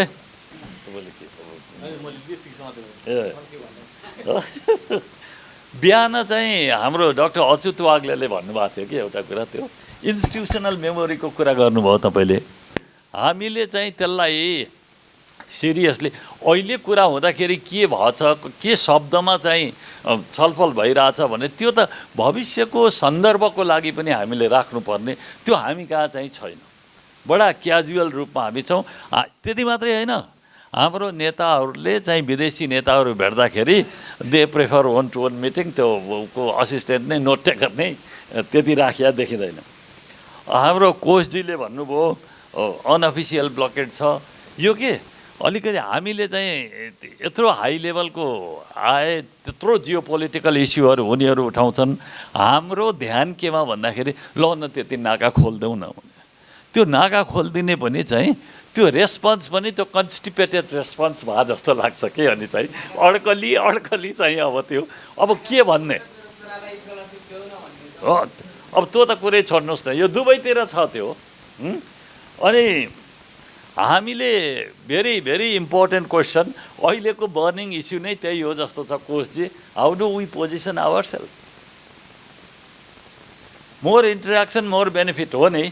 जति हामी चाहिँ इन्टरेक्ट गर्न सक्यो, जति चाहिँ हामी अरूसँग इङ्गेज हुन सक्यो त्यति हो। हामीले त बाहिरैको सहयोग सद्भाव समर्थन लिएर चाहिँ यो मुलुकको विकास गर्ने हो। हामीसँग त चाहिँ न ज्ञान छ न प्रविधि छ न ऊ छ। ती कुराहरू चाहिँ आफ्नो ठाउँमा भए। अब फरेन पोलिसीको ट्रेन्ड कस्तो भन्दाखेरि डेमोक्रेटाइजेसन अफ फरेन पोलिसी भएको छ, that is a good thing. पञ्चायतको पालामा फरेन पोलिसी भन्ने यसरी पब्लिक डोमेनमा कहिले पनि आएन।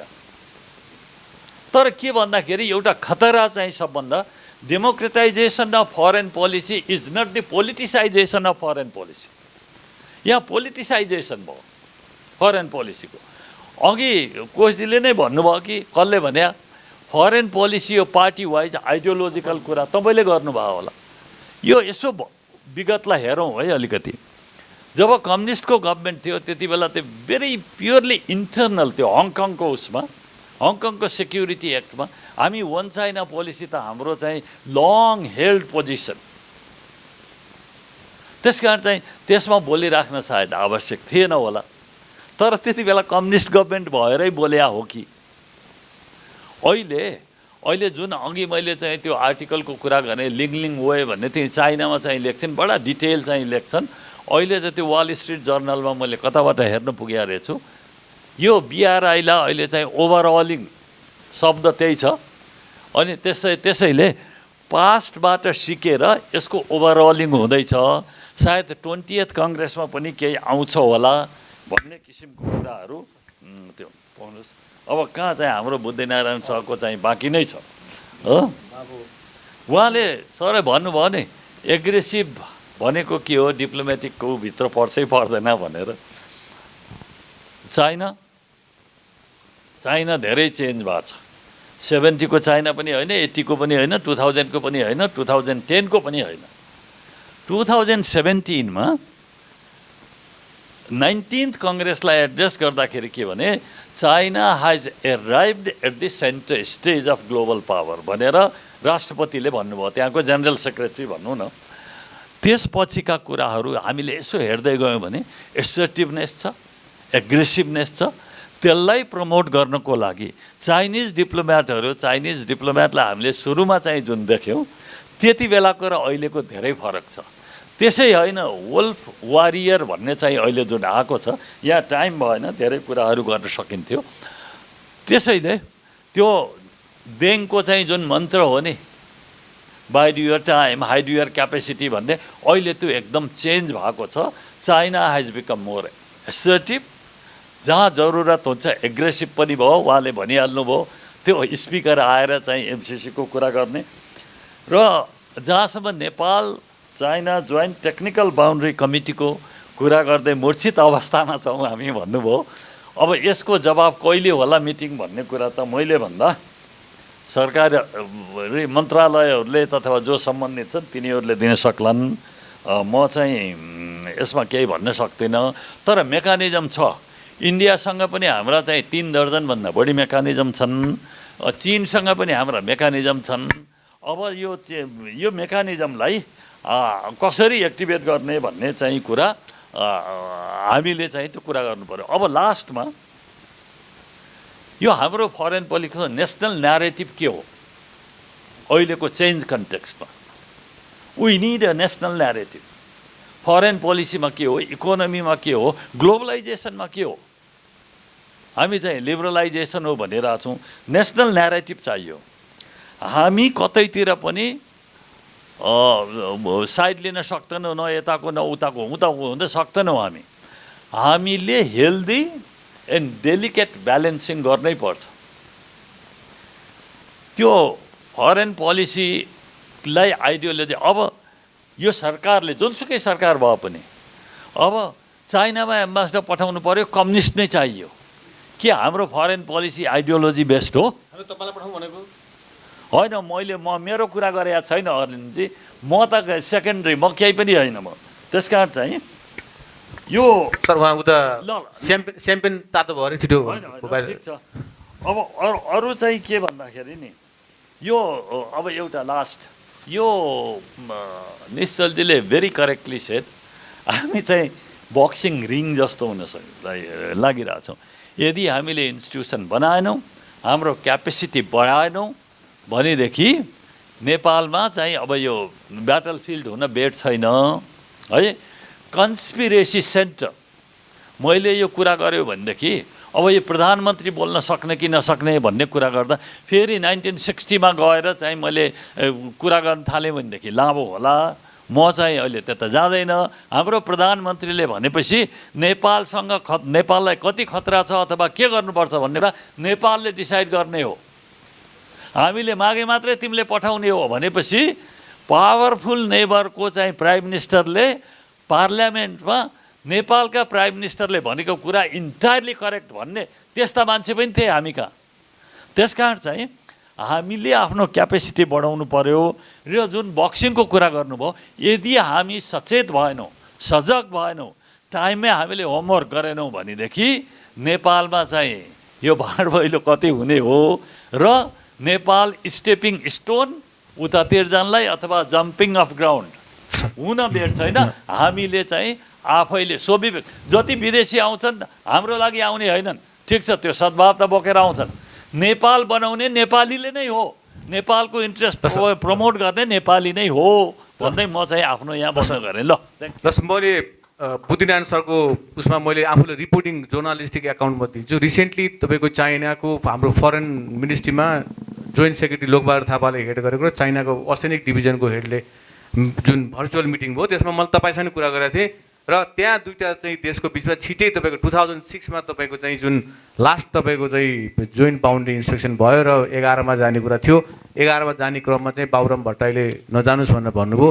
त्यसपछि चाइनासँगको जुन बााउन्ड्री नेगोसिएसन रोकिएको छ, त्यो रिसेन्टली तपाईँको चाइनाको ओसेनिक डिपार्टमेन्टको डिरेक्टर र हाम्रो तपाईँको जुन मिनिस्ट्री अफ फरेन अफेयर्सको लोकबहादुर थापाजीले गरेको मिटिङमा छिट्टै तपाईँको के भने त्यो मिटिङ राख्ने, छिट्टै मिटिङ राखेर तपाईँको चाहिँ यो जोइन्ट इन्सपेक्सनको काम छ, जुन 3टा डिफ्रेन्ट मेकानिजम छ तपाईँको जोइन्ट सेक्रेटरी लेभलमा, नापीको डिजीको लेभलमा, टेक्निकलको लेभलमा, त्यसलाई एक्सपेडाइट गर्ने भन्ने कुरा परराष्ट्र मन्त्रालयको एग्रिमेन्ट उसमा छ। र हाम्रो फरेन मिनिस्टर चाइना अस्ति जाँदाखेरि अगस्तमा त्यसको एग्रिमेन्ट त्यो जुन हाम्रो तर्फबाट इस्यु गरेको स्टेटमेन्टमा पनि त्यो कुरा राखिएको छ। होपफुल्ली हामी आशा गरौँ अब चाइनासँगको हाम्रो बााउन्ड्री इस्युजहरू तपाईँहरूले उठाउँदै आउनुभएको इस्युजहरू चाहिँ त्यो टेकअप होला। नम्बर 1 बााउन्ड्रीको म्याटर्समा, किनकि म आफूले रिपोर्टिङ गरेको कारणले गर्दा यहाँ परराष्ट्र मन्त्रालय मान्छे त गएको पनि छैन, तर मैले त्यो रिपोर्टिङ गरेको आफ्नो जर्नलिस्टिक एकाउन्टको हिसाबले मैले आई सुड इन्फर्म दिस तपाईँको हाउस। द नेक्स्ट थिङ जुन तपाईँले भन्नुभयो यो बोर्डरको जुन उ छ, तातो पानी नाका हामीलाई सबै थाहा छ। तातो पानी अहिले बन्द भएको होइन, तातो पानी इमिडिएटली आफ्नो कोभिडबाट बन्द, इमिडिएटली आफ्नो अर्थक्वेक बन्द भएको हेर्नुहोस् है कि। र तातो पानी र कसैले पनि हाम्रो यहाँ तातो पानी नाका, अनि त्यसपछि कोभिड आएपछि चाइनाले तपाईँको सबै तातो पानी पनि बन्द गर्यो, कोदारी पनि बन्द गर्यो। र हाम्रो अफिसियल्सहरूलाई हामीले पटक पटक पत्रिकाले यति धेरै न्युजहरू लेखाएको छ, सबैले लेखाएको छ, एडिटोरियल लेखाएको छन्, आर्टिकल्सहरू आएको छ। र चाइनिजहरूले हाम्रो मान्छेहरूलाई के भन्छ अरे भनेदेखि हामीसँग सीमा जोडिएको सबै 14वटै कन्ट्रीहरूमा हामीले यो कोभिडको प्रोटोकल छ, जिरो कोभिड जुन पोलिसी चाइनाको गभर्मेन्टले जुन तपाईँको एडप्ट गरेको छ, त्यो अनुसार नेपाललाईमा दिस इज नट एक्सक्लुसिभली तपाईँको नेपाललाई हो, 14वटै कन्ट्रीमाथि हाम्रो चाहिँ यो सबै छ भनेर चाहिँ चाइनिजहरूले जवाब दिने गरेको पाइएको छ। त्यसकारण के भने दुईवटा कुरा हामीलाई के भने नाकाबन्दी भनेपछि दक्षिणतिरको मात्रै छुनी, टेरिटोरी भनेको फेरि दक्षिणतिरको मात्रै छुनी, उत्तरतिरको टेरिटोरी नछुनी, उत्तरतिरको नाकाबन्दी नछुनी, अलिकति जुन एउटा टेन्डेन्सी छ हामी नेपालीले पनि त्यो आफ्नो टेन्डेन्सीलाई वास्तवमा अलिकति सुधार्नु पर्यो। टेरिटोरी उत्तरको पनि टेरिटोरी हो, उत्तरको पनि हाम्रो सिमाना त्यत्तिकै इम्पोर्टेन्ट, उत्तरको तपाईँको नाकाबन्दी पनि त्यत्तिकै इम्पोर्टेन्ट छ है कि। र दक्षिण नाकाबन्दी भन्ने बित्तिकै दक्षिणको मात्रै याद आउने, सिमाना भन्ने बित्तिकै दक्षिणको मात्रै आइहाल्ने, उत्तरतिरको सिमाना मतलबै नहुने। यो कुरा के भने हामी तपाईँ जस्तो इन्टेलेक्चुअल मान्छेहरूले पनि यो सिमानाको विषयमा उठाइदिनु पर्यो, ताकि तपाईँको किन मिडियाले बढी लेख्न सक्छ हो। र हाम्रो आवासनाजीले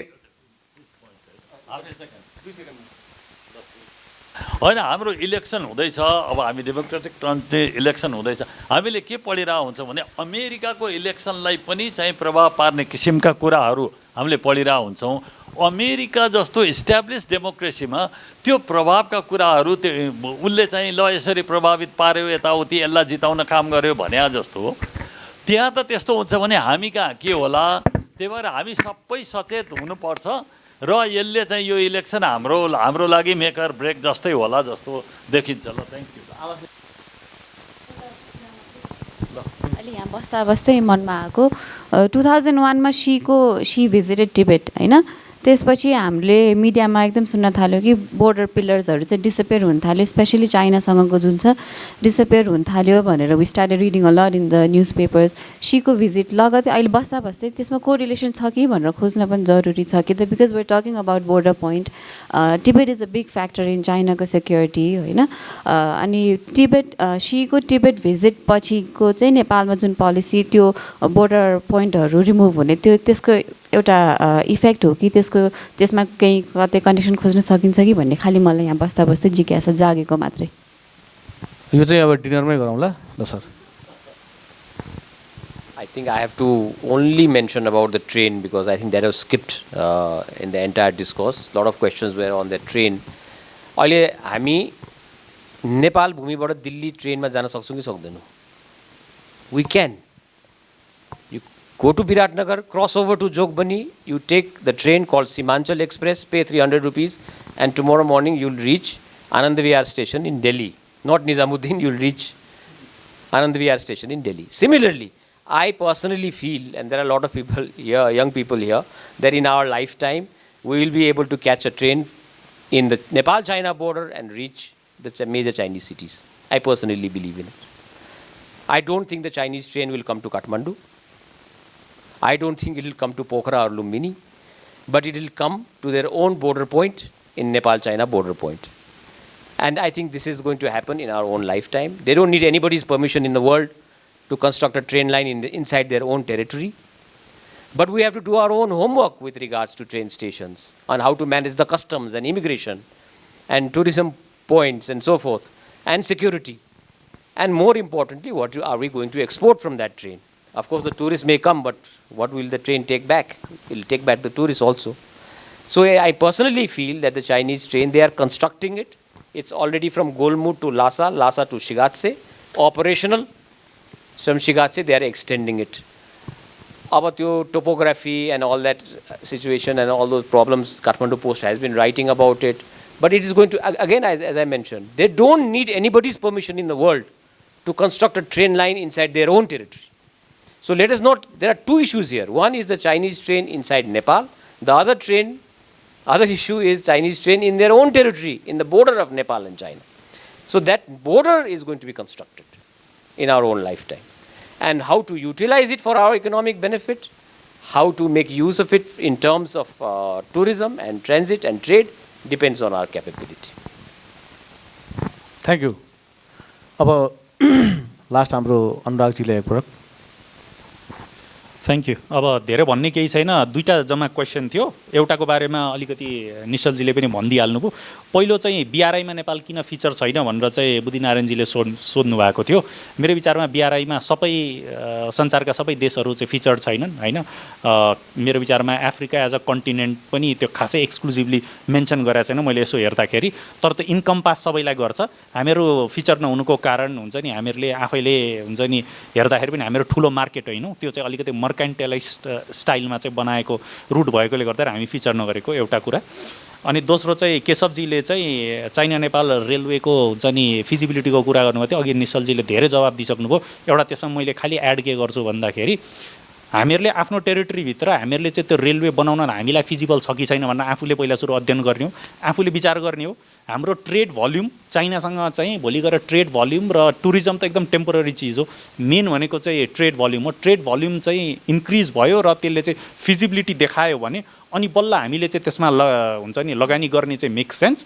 तर यदि चाइनाले चाहिँ हुन्छ नि भोलि गएर चाइना र इन्डियाको बिचमा चाहिँ त्यो फिजिबल भयो र उनीहरूले नै चाहिँ एक्सप्रेस गर्यो भने अनि बल्ल चाहिँ त्यसमा चाहिँ हामीहरूले गर्ने कुरा आउँछ। तर त्यो कन्डिसनमा हामीहरूले इन्भेस्ट गर्ने हो कि उनीहरूले नै इन्भेस्ट गर्ने हो, उनीहरूले नै म्यानेज गर्ने, हामीले त्यसको हुन्छ नि लाभ मात्र लिन सकिन्छ। तर अब बर्डरसम्म आए पछाडि त हामीलाई पनि लाभ हुन्छ भनेर अघि नै भनिसक्नु, त्यसमा धेरै भन्नु भएन। र फाइनल भनेको चाहिँ how do we look at the diplomatic assertiveness of different powerful country countries in Nepal भनेर भनेको त्यो कुरोको एकदम सरल आन्सर के हो भन्दाखेरि हाम्रो मोडर्न आयर थिङ्किङ चाहिँ अलिकति रियलिस्ट पर्सपेक्टिभबाट हामीहरू चाहिँ कुरा गर्छौँ।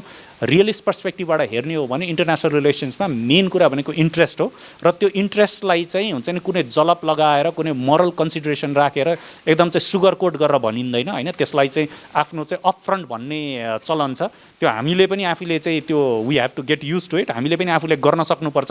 त्यो गर्ने भनेको हाम्रो आफ्नो क्यापासिटी डिप्लोमेटिक नेगोसिएसनको क्यापासिटी र हुन्छ नि नेगोसिएसनको स्टाइल हामीले चाहिँ आफ्नो चाहिँ चेन्ज गर्नुपर्ने छ कि त्यो रिथिङ्क गर्ने चाहिँ हाम्रो चाहिँ प्रोबेबली डिप्लोमेटिक कम्युनिटीको पनि रेस्पोन्सिबिलिटी हो। दिनेशजी यहीँ हुनुहुन्छ, धेरै कुरा भन्ने भएन, बाँकी नेगोसिएसन के अरे कुराहरू चाहिँ डिनरमै गरौँला। धन्यवाद।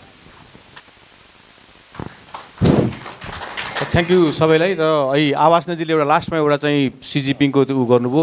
अघि हामीले पनि कुरा गऱ्यौँ नेपाल चाइनाको अहिले बुद्धिनारायण सरको एउटा क्वेसनमा आयो नेपाल र चाइनाको बिचमा बोर्डरको इस्युमा 2006 देखि तपाईँको हामी ले जोइन्ट इन्सपेक्सन गरेकै छैन। त्यस कारण अब हाम्रो कतिपय ठाउँमा बोर्डर पिलर्सहरू छ, कतिपय ठाउँमा चाहिँ मार्कर्सहरू छ, कतिपय ठाउँमा पानी ढलोको हिसाबमा तपाईँको उहाँहरूलेबाटै हामीले थाहा पाएको हो पानी ढलोलाई तपाईँको हाम्रो चाहिँ बोर्डर मानेको छ। त्यो पानी ढलो कहाँबाट हिजो 20 वर्ष अगाडि कहाँ थियो त्यो पानी ढलो अहिले सरेर कहाँ गयो, काहीँ चुचुचुरीलाई तपाईँको बोर्डर पिलर मानेको छ, काहीँ तपाईँको भन्ज्याङलाई मानेको छ, काहीँ तपाईँको केलाई मानेको। त्यस कारण के भने त्यो चाइनासँग जस्तो इन्डियासँगको जस्तो स्टेबल तपाईँको हाम्रो बोर्डर छैन जहाँ मार्कर तपाईँको चाहिँ 79वटा पिलर्स हो। 0 नम्बर तपाईँको यो के भन्छ नेपाल चाइना इन्डियाको बिचमा लिपुलेक र लास्ट तपाईँको चाहिँ पूर्व ट्राई जङ्सन र तपाईँको तेह्रथुम। त्यस कारण किन बिचमा धेरै मेजर पिलर्सहरू तपाईँको स्मल मार्कर्सहरू भन्छ तिनीहरू चाहिँ मिसिङ छन्। अब त्यो भन्ज्याङ लेक तपाईँको पानी ढलोको आधारमा तपाईँको चाहिँ बोर्डर फिक्स गरेको छ। 2006 देखि अहिलेसम्म जोइन्ट इन्सपेक्सन भएको छैन। सो नभएको कारणले गर्दा अब हामीलाई थाहा छैन, हाम्रो गभर्मेन्टलाई मान्छेलाई थाहा छैन। खालि बेला बेलामा कहिलेकाहीँ डिस्प्युटहरू हुँदाखेरि जस्तो हुम्लामा कहिलेकाहीँ डिस्प्युट देखियो, त्यहाँ अब चाइनिजहरूले तपाईँको चाहिँ फेन्सिङहरू गरेको देखियो। सेक्युरिटी एजेन्सी जहाँ रिचेबल छ सेक्युरिटी एजेन्सी पुगेको ठाउँमा त्यहाँको चाहिँ नोटिस हुन्छ र बेला बेलामा मिडियामा नि आउँछ। अनि सरकार के भनिदिन्छ भने चिनसँग कुनै हामीसँग समस्या छैन भनिदिन्छ। अनि चाइनिज एम्बेसीले भनिदिन्छ हामी त्यही छाप्छौँ, त्यसै चुप लाएर बस्छौँ। त्यस कारण के भने सबभन्दा रियलिस्टिक के हो भनेदेखि चाहिँ जसरी इन्डियासँग बिडब्ल्यू छ, बिडब्ल्यूजी छ, इन्डियासँग बोर्डर वर्किङ ग्रुप छ, बोर्डर वर्किङ ग्रुप अपरेसनमा छ। अब हुन त यो कोभिडको कारणले 2 वर्ष भयो, बिडब्ल्यूजीको मिटिङ पनि हुन सकेको छैन, त्यो प्रस्ताव गएको छ। सो चाइनासँग पनि तपाईँको के भने 2006 देखि आजसम्म तपाईँको यत्रो वर्ष साल भइसक्यो, त्यो स्ट्याटस तपाईँको अपग्रेड नगरेको कारणले गर्दा देयर आर कन्फ्युजन। यदि छैन समस्या ठिक छ, ओके छ भने पनि लेट्स रिजल्भ भन्ने हाम्रो कुरा हो। र बुद्धिनारायण सर जस्तो चाहिँ एउटा के भने इमिनेन्ट तपाईँको चाहिँ कार्डियोग्राफिस्टहरू यस्तोहरूले यो इस्युजहरूलाई उठाइराख्नु भएको छ। र तपाईँले भनेको इस्यु हुनसक्छ प्रोबेबली सिजिपिङको भिजिट पछि चाइनाको जुन तपाईँको बााउन्ड्रीमा जुन एसर्टिभनेस देखिन्छ त्यो पनि हुनसक्छ। Just they started doing in the Doklam त्यतातिर तपाईँको उसमा पनि भुटान बोर्डरमा पनि हुनसक्छ। ठिक छ, food for thought, food for drink, whatever it is. अब के भने यो सेसनलाई है यो लामो निकै लामो भयो। This is a very interesting session. अब जति कुरा गरे पनि सकिन्न, यति धेरै इस्युजहरू छन्। हामीले प्रोबेबली यसको नेपाल चाइना रिलेसन्सको किनभने यो इमर्जिङ टपिक्स हो, यति धेरै इस्युजहरू छन् होइन। हामी यति धेरै डिस्कस तपाईँको चाहिँ गर्दा पनि तपाईँको धेरै कम मात्रै तपाईँको चाहिँ हाम्रो दिनेश सरको त वास्तवमा अझै त्यो एपिटाइट छ, still still speak another half an hour 1 hour, त्यो एपिटाइट सबैमा छ है। सो त्यसकारण के भने र यहाँ क्वेसन गर्ने मान्छेले एपिटाइट छ, तर के भने यताको एपिटाइट पनि तपाईँको भोक लाग्दै गएको छ फेरि होइन। That is a problem. So keeping all these things in mind, so we are going to close this session here and thank you हाम्रो यो CESIF लाई SSIF लाई र for organizing this kind of things। र सबभन्दा रमाइलो के छ भने उहाँले बेला बेलामा भेन्यू चेन्ज गरेर राख्नुहुन्छ अनि खानेकुरा पनि चेन्ज भइरहेको छ, मिठो लाग्छ है मलाई सबभन्दा राम्रो चाहिँ कहिले कहाँ। This is a very interesting thing for CIF। र thank you for inviting, thank you for my wonderful guest here today, very humanities, very very inform तपाईँको डिबेट, इन्फर्म डिबेट हुनुपर्छ। हेर्नुहोस् हामी डिबेट गर्दाखेरि जहिले पनि सूचना भयो भने जानकारी छ भने बल्ल तपाईँको विश्लेषण हुन्छ, सूचना जानकारी नै छैन भने के को विश्लेषण हुन्छ, केही पनि हुँदैन होइन। त्यस कारण चाहिँ के भने वी हेभ एटलिस्ट हाम्रो 4 जना चाहिँ एकदमै इन्फर्म तपाईँको चाहिँ पेनलिस्ट हुनुहुन्थ्यो, उहाँहरूले एकदमै गुल्जार गरिदिनु भयो दसैँको अगाडि। We are very we are the thankful. Thank you.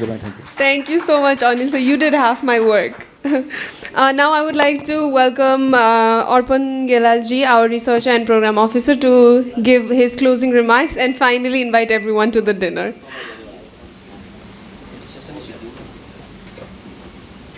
Closer of today's program.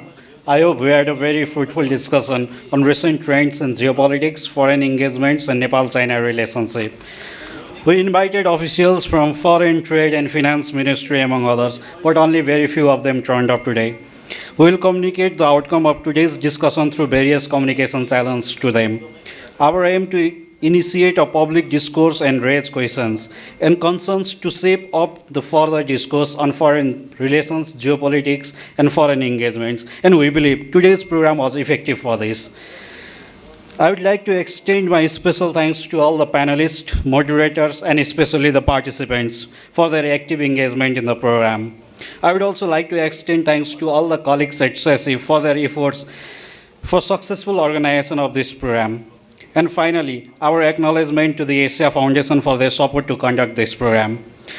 We hope for your active participation in the further events conducted by CESIF. Thank you again for your active participation, and I invite you all for the dinner for the tonight. Thank you so much.